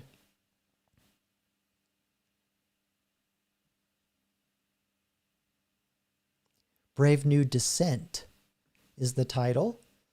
So generations after John the Savage's tragic end, the world state remains intact. Its citizens still pacified by soma. That's not good. And shallow pleasures. But beneath the glossy perfection, a new anomaly emerges. Astra, an alpha plus genetic engineer who stumbles upon a long-forgotten experiment. Embryo secretly altered to retain independent thought. As Astra investigates, she discovers a hidden colony of these rogue individuals, self-sufficient and immune to the world state's conditioning. Torn between loyalty to the only system she has known and a growing curiosity about true freedom, Astra becomes a reluctant catalyst. In an insidious war of control. When the world controllers learn of her defection, they unleash a new form of psychological warfare, one that threatens to erase dissent before it can even begin. That seems to be a common theme. As Astra fights for the right to think, feel, and rebel, the question remains, can the human spirit ever truly be engineered out of existence? Oh, okay. Yeah, Raymond, I'll do that. In fact, since I got it trained to look at book covers, I'll go get a book cover. Yeah, there it is.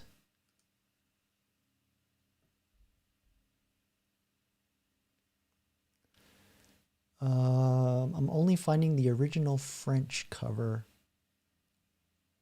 Let me try this.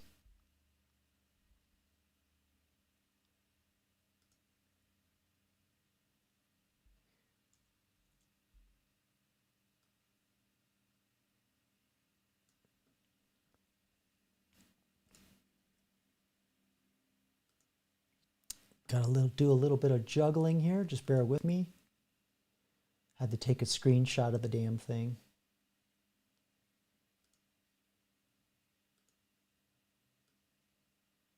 There we go. All right, here we go. This one by special request.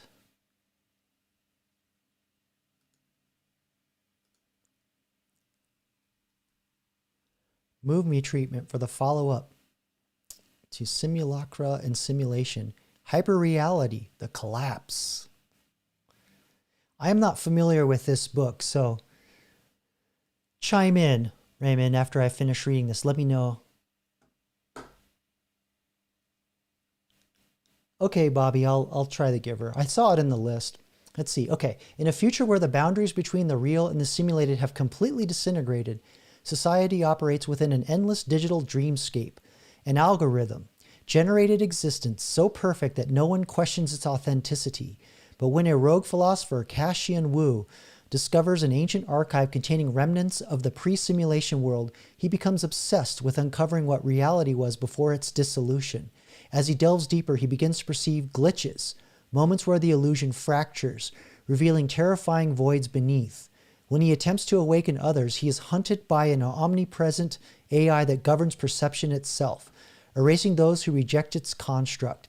As Cassian fights to expose the ultimate truth, he faces the final paradox. Is there even a real left to return to, or has the concept of reality itself just become another simulation?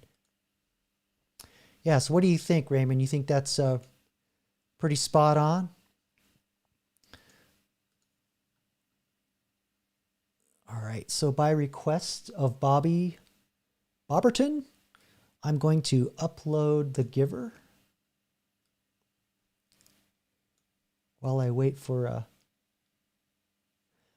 Oh yeah, that's right, Raymond. It is based on the Matrix. That I do know.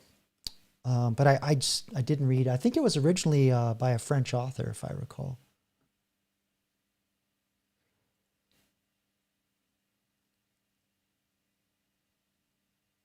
Isn't the Giver like a series though? I thought there were other books.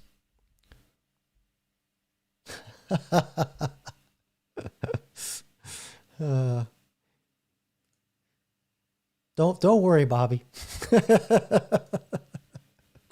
Okay, let's see here. Let's see. Jonas thought he had freed the world by escaping, but as the memories of pain, love, and loss flood back into his old community, chaos erupts. Now a fugitive in society. And by the way, I could have the AI write the book, but I'm not going to. Don't have time to read it.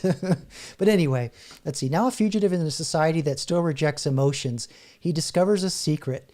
There are other communities, some clinging to the old ways, others fighting for freedom. When Jonas reunites with Gabriel, now a teenager with his own emerging powers, they are drawn into a growing rebellion led by former receivers who seek to dismantle the system once and for all.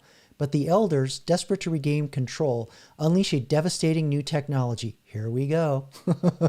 Erasing memories permanently. As Jonas faces the ultimate choice, surrender the past for stability or risk everything for a future with true emotions. He realizes the final battle isn't just for his world, but for the very essence of what it means to be human. Wow.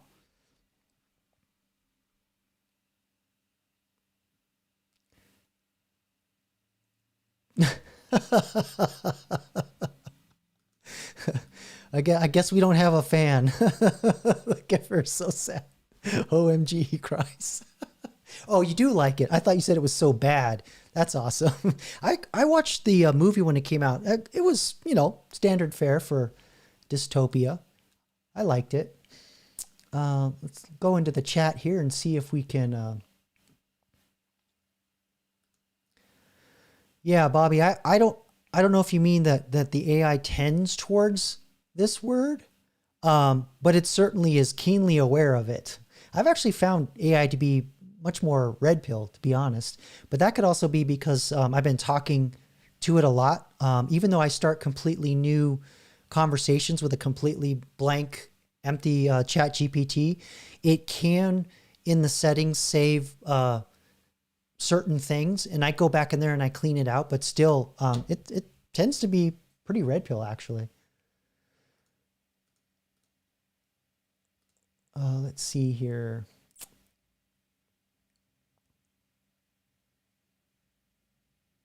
Uh-oh. Raymond sent me an email. Let's see what we got here.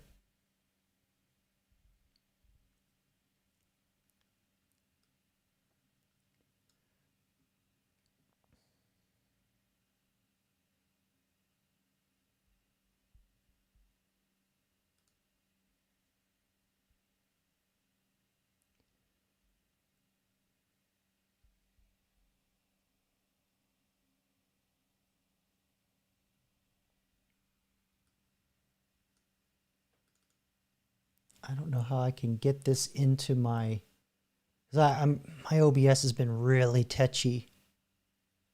Let me see what my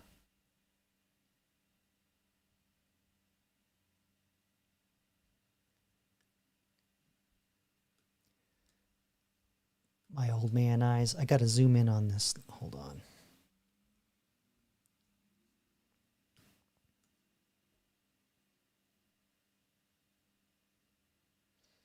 Okay, so he sent me a screenshot. I don't, looks like it's someone commenting on one of his videos, because I see Raymond's heart, seal of heart approval. And I see what this guy's saying, and I do agree with it to a certain degree. So I'm gonna read the comments. I'm just worried I'm gonna crash my OBS because it was very tetchy today. So I'm gonna read this. It's let's see. It says, I've been a professional mathematician and scientist for over 23 years to date, not including the 9 years of studies for the associate's degree. And at the age of 49, I'm finding my skills being overlooked recently by corporate morons in favor of blind practitioners of AI. Boy, that's true. I can say with a degree of authority on the topic that AI is garbage and associated jobs are lazy and diluted attempts by corporations to circumvent their reliance on specialized knowledge needed for their products and services. The type of AI which is relied upon and used by corporations is nothing but glorified data interpolation. These systems of bastardized linear algebra are designed in an ad hoc manner with no mathematically provable way of determining how and why it will perform the way it does.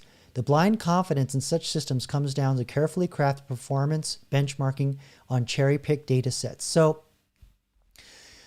yeah, there's the AI that we use, you know, ChatGPT, which is open, and we talk to it. But this guy's talking about companies are actually building their own AIs, and they feed their own data into it.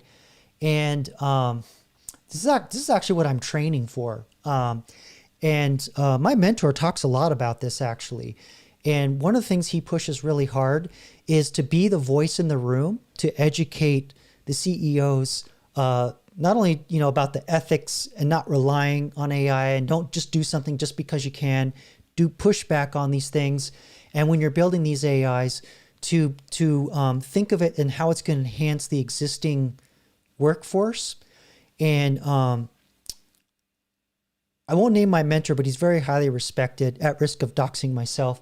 But he rails against this a lot too. And just know that there are people out there that are training against this. But you have a lot of CEOs. This is just bubble mentality. A lot of AIs are really excited, or I'm sorry, CEOs are really excited. They don't understand the technology. They just know, oh yeah, my product, it's got AI in it. You know, use it. It's got AI in it. So it's sad, but yeah, it really boils down to the people that are architecting the systems have to really push back and kind of, you know, push back against this. I'm one of those people. So, and I know that there's probably probably pushing 100 other people that are being trained the same way. So, hopefully all the lawsuits that are happening and the companies, they're going to start losing big time because they're trusting too heavily on these AIs. A lot of them are trashy. They're getting trashy data. They're being trained on trashy data. Because one of the big things too is they don't, there's a massive shortage of people to build these things. So they're hiring just anybody. And if you have data that's not sanitized or set up correctly, then it just becomes, I can lay off all these people. I get it, Raymond. But they're going to end up having to hire all these people back is kind of the point that I'm getting at. Anyway, but yeah, that's the mentality. I don't discount that. That is definitely the excuse they're using to lay off people. But there are a lot of other reasons they don't want to talk about in the press why they're laying off people, financial reasons. But anyway, I'll keep reading. Whilst the notion of such garbage systems taking over our jobs is laughable, we must remind ourselves that these views are held and actioned upon by moronic and sociopathic corporate types who don't subscribe to logical reasoning. And I totally agree with that. Because again, the people that are building these things are not, they're probably not trained to actually architect these things. They're probably one step above a software engineer, maybe data scientists, and they're not thinking of the ethics. And I'm telling you this because that train of thought is starting to come into play. But right now, sociopath's gonna sociopath. Just definitely not good. For them, the infinite monkeys, and also too, a lot of the training is just garbage. These tools are making are garbage.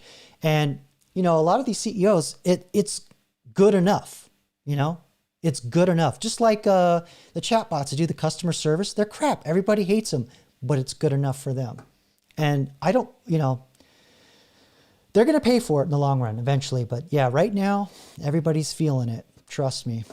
Let's see. For them, the infinite monkeys thought experiment is a real and viable business strategy while employing and relying upon skilled, competent workers when the same result may be achieved by an army of cheap, obedient button mashers is the question. So basically what he's getting at is like, their thinking is the AI is going to be good enough. It's going to take over and they want to get the humans out of the loop. And the right person that's trained that understands AI is going to come in and say, you can't take the humans out of the loop.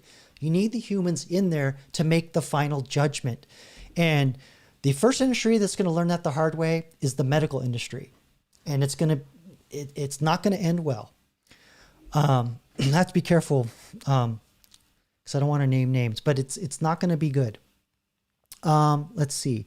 AI is the corporate wet dream of being able to expect impossible results from their harebrained ideas without protest from subject matter experts. So yeah, the people that are building these things, they're not qualified. They don't understand the business problems that they're solving. So they're just like, oh, AI, cool, put the AI in. And the CEOs, they don't really know how their business runs. Again, they're just like, oh, this is a cool thing, looks cool, let's do that. And they don't know that AI makes mistakes. And it's very, very dangerous. And hopefully all this new batch of people that are coming in is gonna eventually change it. But short term, yeah. I see what I see what the guy's saying. It's not good. AI is definitely the convenient excuse, no doubt. Let's see. But yeah, but always, you will always, that's the point I'm trying to make. Always need to have the humans in the loop because you have to have that judgment to go, is it correct? Is it lukewarm? Is it totally wrong? Or is this going to harm people? Because the minute you take the humans out of the loop, we get things like teenagers committing suicide. Whoops, I said the word. Using the chatbots. We get, what's his name? Luigi doing what he did to the healthcare CEO. There's all kinds of other things that I don't want to name names, but they're in the medical field, in manufacturing, and they're rolling in the AIs fast and heavy, and they're trying to take the humans out of the loop, and they're going to learn the hard way. Can't do it. Absolutely cannot do it. Let's see. But thanks for sending me that, Raymond, because I don't talk about that enough. I'm kind, because I'm kind of doing all the cutesy stuff, like, aha, look, it's writing a book, and But yeah, I every once in a while I try to throw in ethics in there, and that's a really huge, important topic that I feel a lot of companies are not looking at, and they're all going to pay very dearly for it.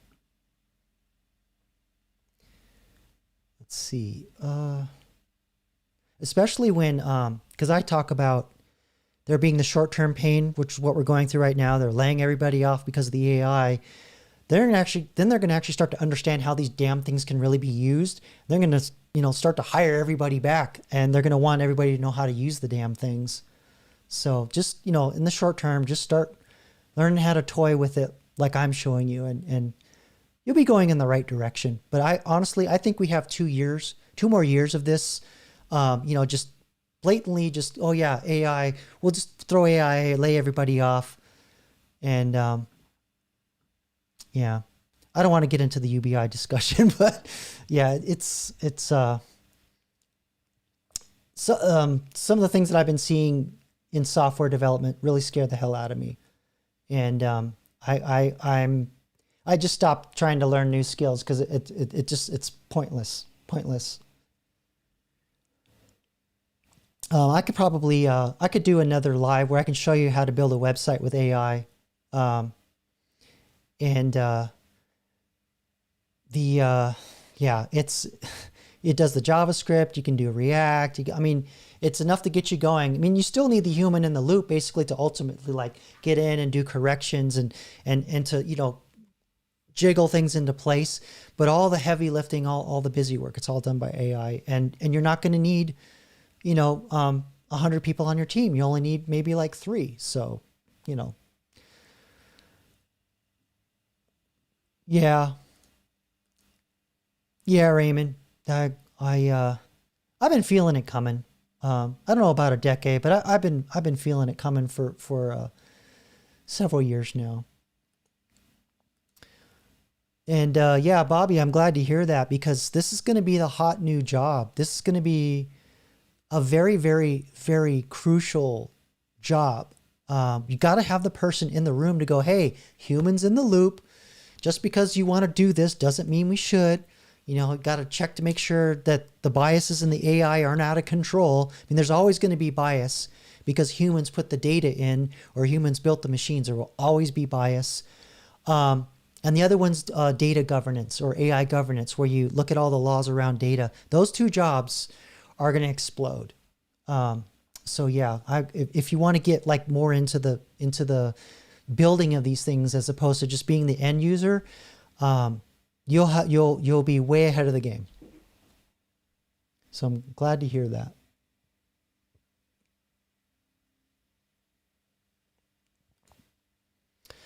Yeah, Raymond. I'm pretty pessimistic. YouTube bucks ain't that great or consistent. Yeah, that was always my fear. When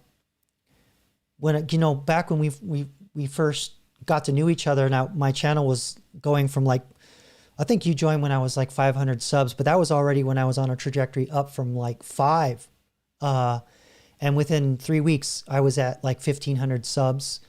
And, I got the big, boost of money or whatever, but I was like, there's no way I'm going to rely totally on YouTube, because I just thought it was going to go away at some point, just the risk of just the fact that you can't say certain words.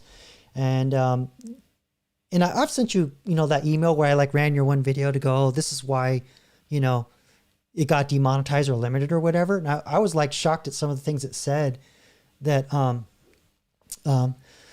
made you, demonetized. Sorry, it's getting late. I'm starting to run out of brain juice here. Let me take a sip of nectar.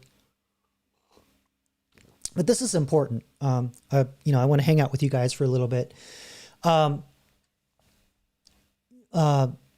was I saying? Oh yeah, the channel growing fast and the money was kind of kind of going up and down. And then I came across I saw the video of the DoD censorship tools, and I just started going, yeah, there's no way that I want to make all the money through YouTube. And you got to have other revenue streams, honestly, because you know, even though you've got the subscribers, there's no guarantee they could just take it away, right?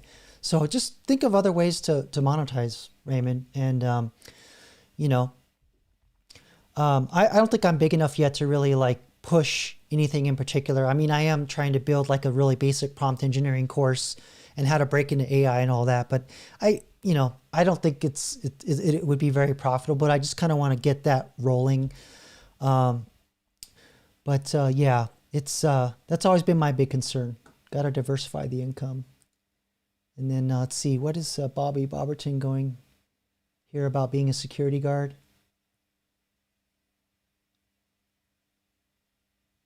Oh yeah. About the automated floor cleaners, Raymond. I was in Sam's Club and I almost got run over by one of those damn things. But if you really want to mess with those things, bring Skittles or a Starburst and throw it on the floor, and it'll stop hard unless they fixed it. But they had one at Walmart, and I was walking down the candy aisle, and there was a Skittle in the middle of the aisle, and it kept going. It couldn't get around it. That one little baby Skittle stopped that massive cleaning machine. So if you really want to mess with them, throw some candy on the floor. And then Bobby Bobberton says, yeah, just be a security guard. But not just a security guard at Menards, at a data center, right? Because they're building data centers like crazy. Try and get as close to the AI stuff as you can. It's kind of the way I'm looking at it, because that's where all the money's being invested. And when you have the government talking positive about data centers and AI, we got VC guys that are now running the country. Trump, Vance, Vivek to a degree, Elon to a degree. They're all VC guys, and they're all talking AI. And then they're all saying the same thing at all levels of government around AI. It's going to happen.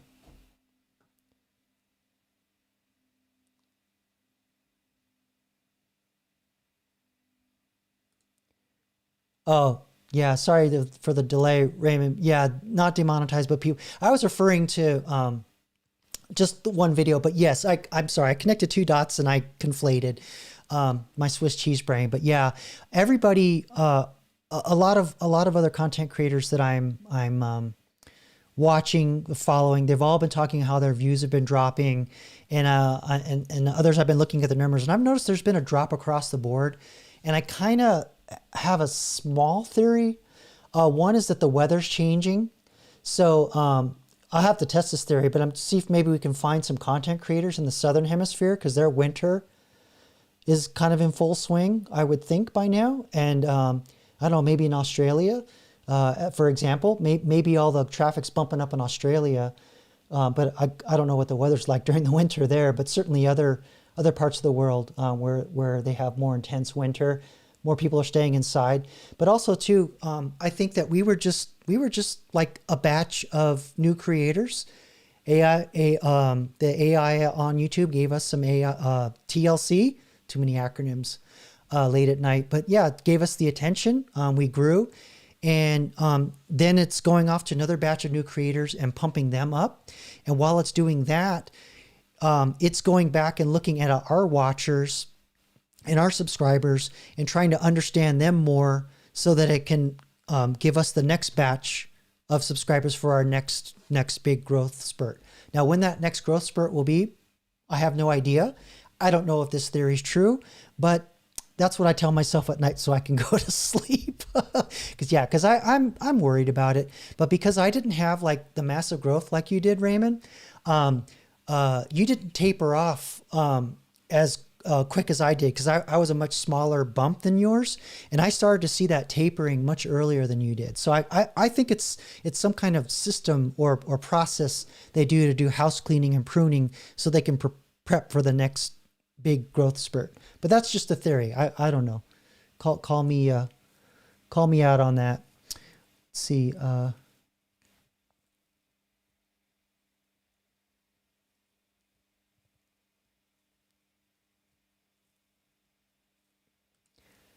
Yeah, Golf 5, I'm not a fisherman. Oh, wait, I clicked on the wrong one. I'm sorry. Night Owl, Night Owl. There we go. I'm not a fisherman, so I don't really know. I suppose they have imaging. They use imaging nowadays where they can see the schools of fish in the water. You know, AI is really good at image recognition. So it's probably how you do it. You know, and with the commercial fishing, my understanding is like almost 30% of all the fish caught is just for pet food. Mostly around the fish oils they put in the pet food.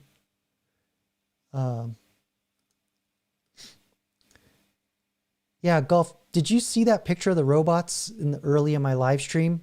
Yeah. I don't think they'll be ED209s. They'll be more human bipedal or bipedal type robots eventually, just for the uncanny valley. Because if you go with ED209, it's going to look too militaristic. People will probably challenge that more than just humanoid robots. Could be wrong, but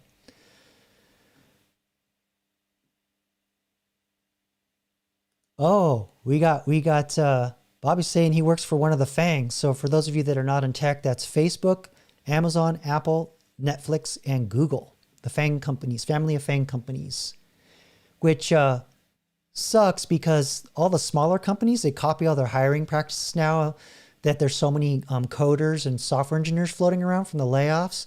And you have to go through like dozen rounds of interviews and, you know, ask questions about like, if you want to be a tree, what tree would you want to be? And all this psychological crap.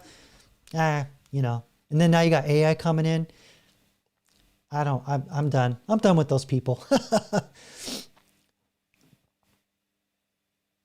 Oh, thanks, Night Owl. I kind of had a feeling that Australia was a little more temperate.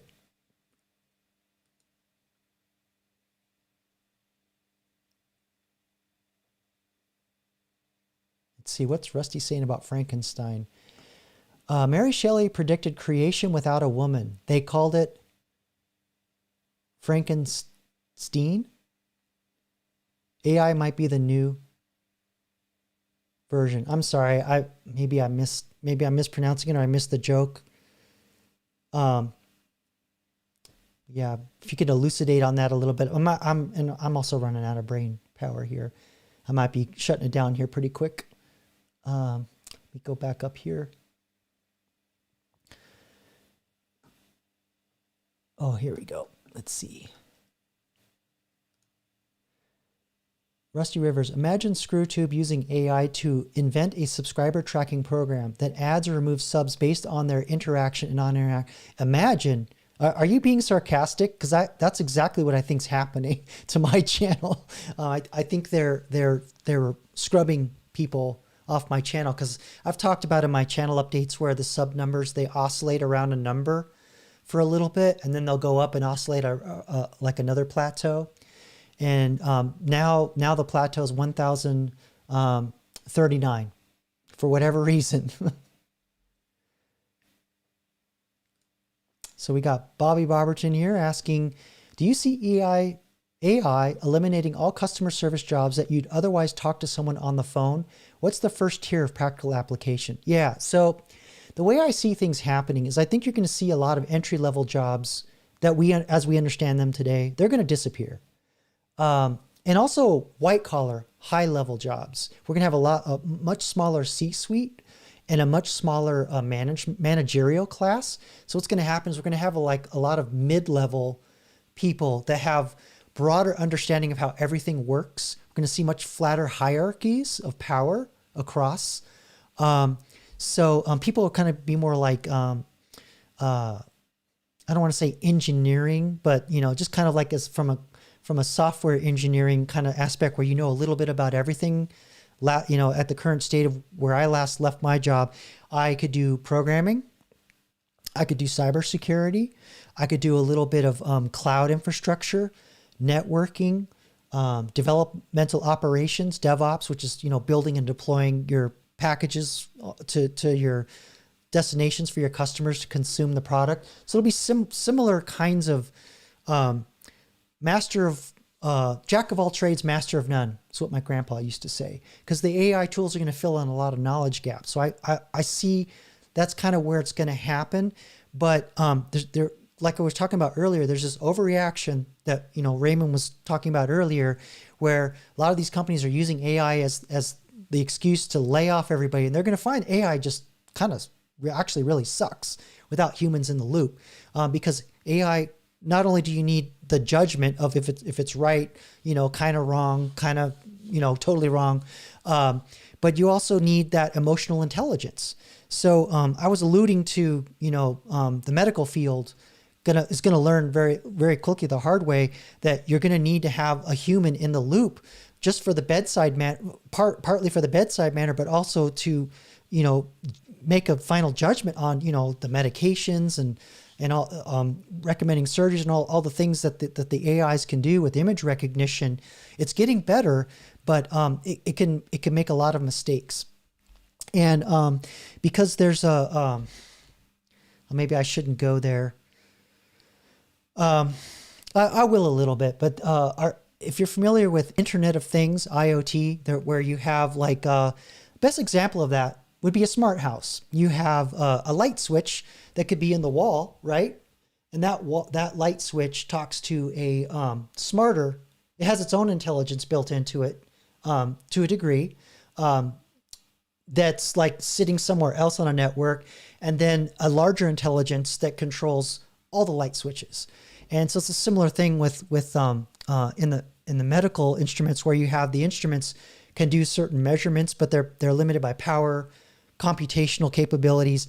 So they always have to send upstream to a much larger AI to make larger, bigger, long-term decisions. And there's a lot of kinks in that right now. A lot of problems with that right now. So yeah. Anyway, I'm trying not to nerd too much. But let me get back to what I was saying. So the entry-level jobs, I'm sorry, squirrel. A lot of the entry-level jobs, as we understand them, will go away. And the AIs that they'll put in, because again, the CEOs are like, it sucks, but it's good enough. It's got a presence and we'll just live with it. It'll get better, right? That's kind of the way they're all thinking right now. And it's all going to blow up in their face eventually. So again, got to have humans in the loop. But what we would, for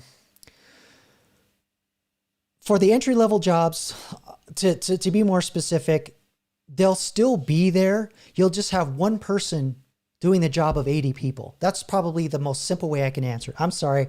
20 tangents. I squirreled. I'm sorry. But that was a great question. Yeah, car AI and call it Christine. As long as it's a cool 50s rebuild. Death by chrome fender, right?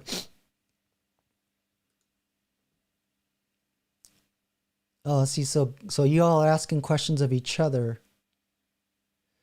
How did Mary Shelley in 1830 know about electricity? Well, Benjamin Franklin had his experiments, so they knew about electricity as a concept. And I think by that's a great question. Let's see. Let's just ask the AI if it knows. Hold on here. It'll glitch if I. Now you got me all tweaked on that question, Golf. Okay.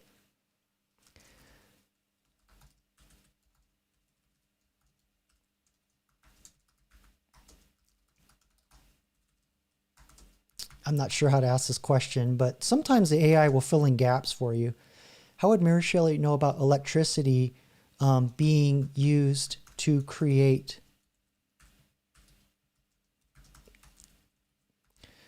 electricity being used by, I always get it backwards because Frankenstein's the doctor, not the monster. So I'll create the monster in Frankenstein. For you young Frankenstein fans. Is it Froderick? Let's see.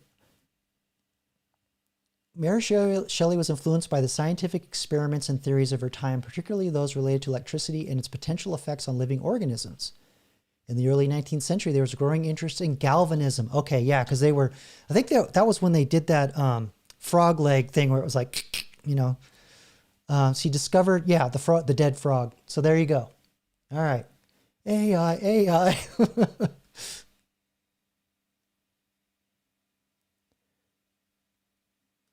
Yeah, trying to build her own Chad.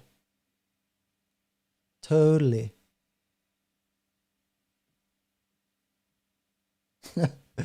We have a fan in the house. Awesome. That is one of my favorite movies. My understanding is that Gene Wilder wrote the script treatment and he took it to Mel Brooks and fought hard for that dance scene, and Mel Brooks wasn't having it, and eventually talked him into doing that. And to me, that's like, that makes the whole movie. Putting on the Ritz. See? All right, guys. I've been going for 2 hours since the stream crashed, so probably longer than that. And I am starting to run out of gas, and I need to get some fuel in my belly. So I think I'm going to cut it off here. It's been a lot of fun hanging out with you guys. Your questions are always awesome. I love your questions. And hopefully, I hope you got a little bit of entertainment from me demonstrating, extracting jokes off of pictures and writing sequels to dystopic novels or script treatments. Next week, I have another idea for pictures. I won't tell you what it is now, but we'll do kind of a similar pattern and see how the AI well, actually, I'll tell you. I'm going to upload screenshots from dating apps and see if it can spot red flags. So, but I'm going to I have to figure out to train it like, train it to be like a red pill chat or something, but we'll see. We'll see. All right. But anyway, thanks again for hanging out. Rusty, thanks again for hanging out and moderating. I really appreciate it. Great to see you. Golf 5, Night Owl. Thanks, Raymond, for coming out. I know you're a busy man, so I really appreciate you coming out, hanging out, asking the hard questions. I don't know if you're still here, Homefront. Don't know if you're still here. Neo, thanks for coming out. Bobby Barberton, fun as always. Thanks for all the great questions.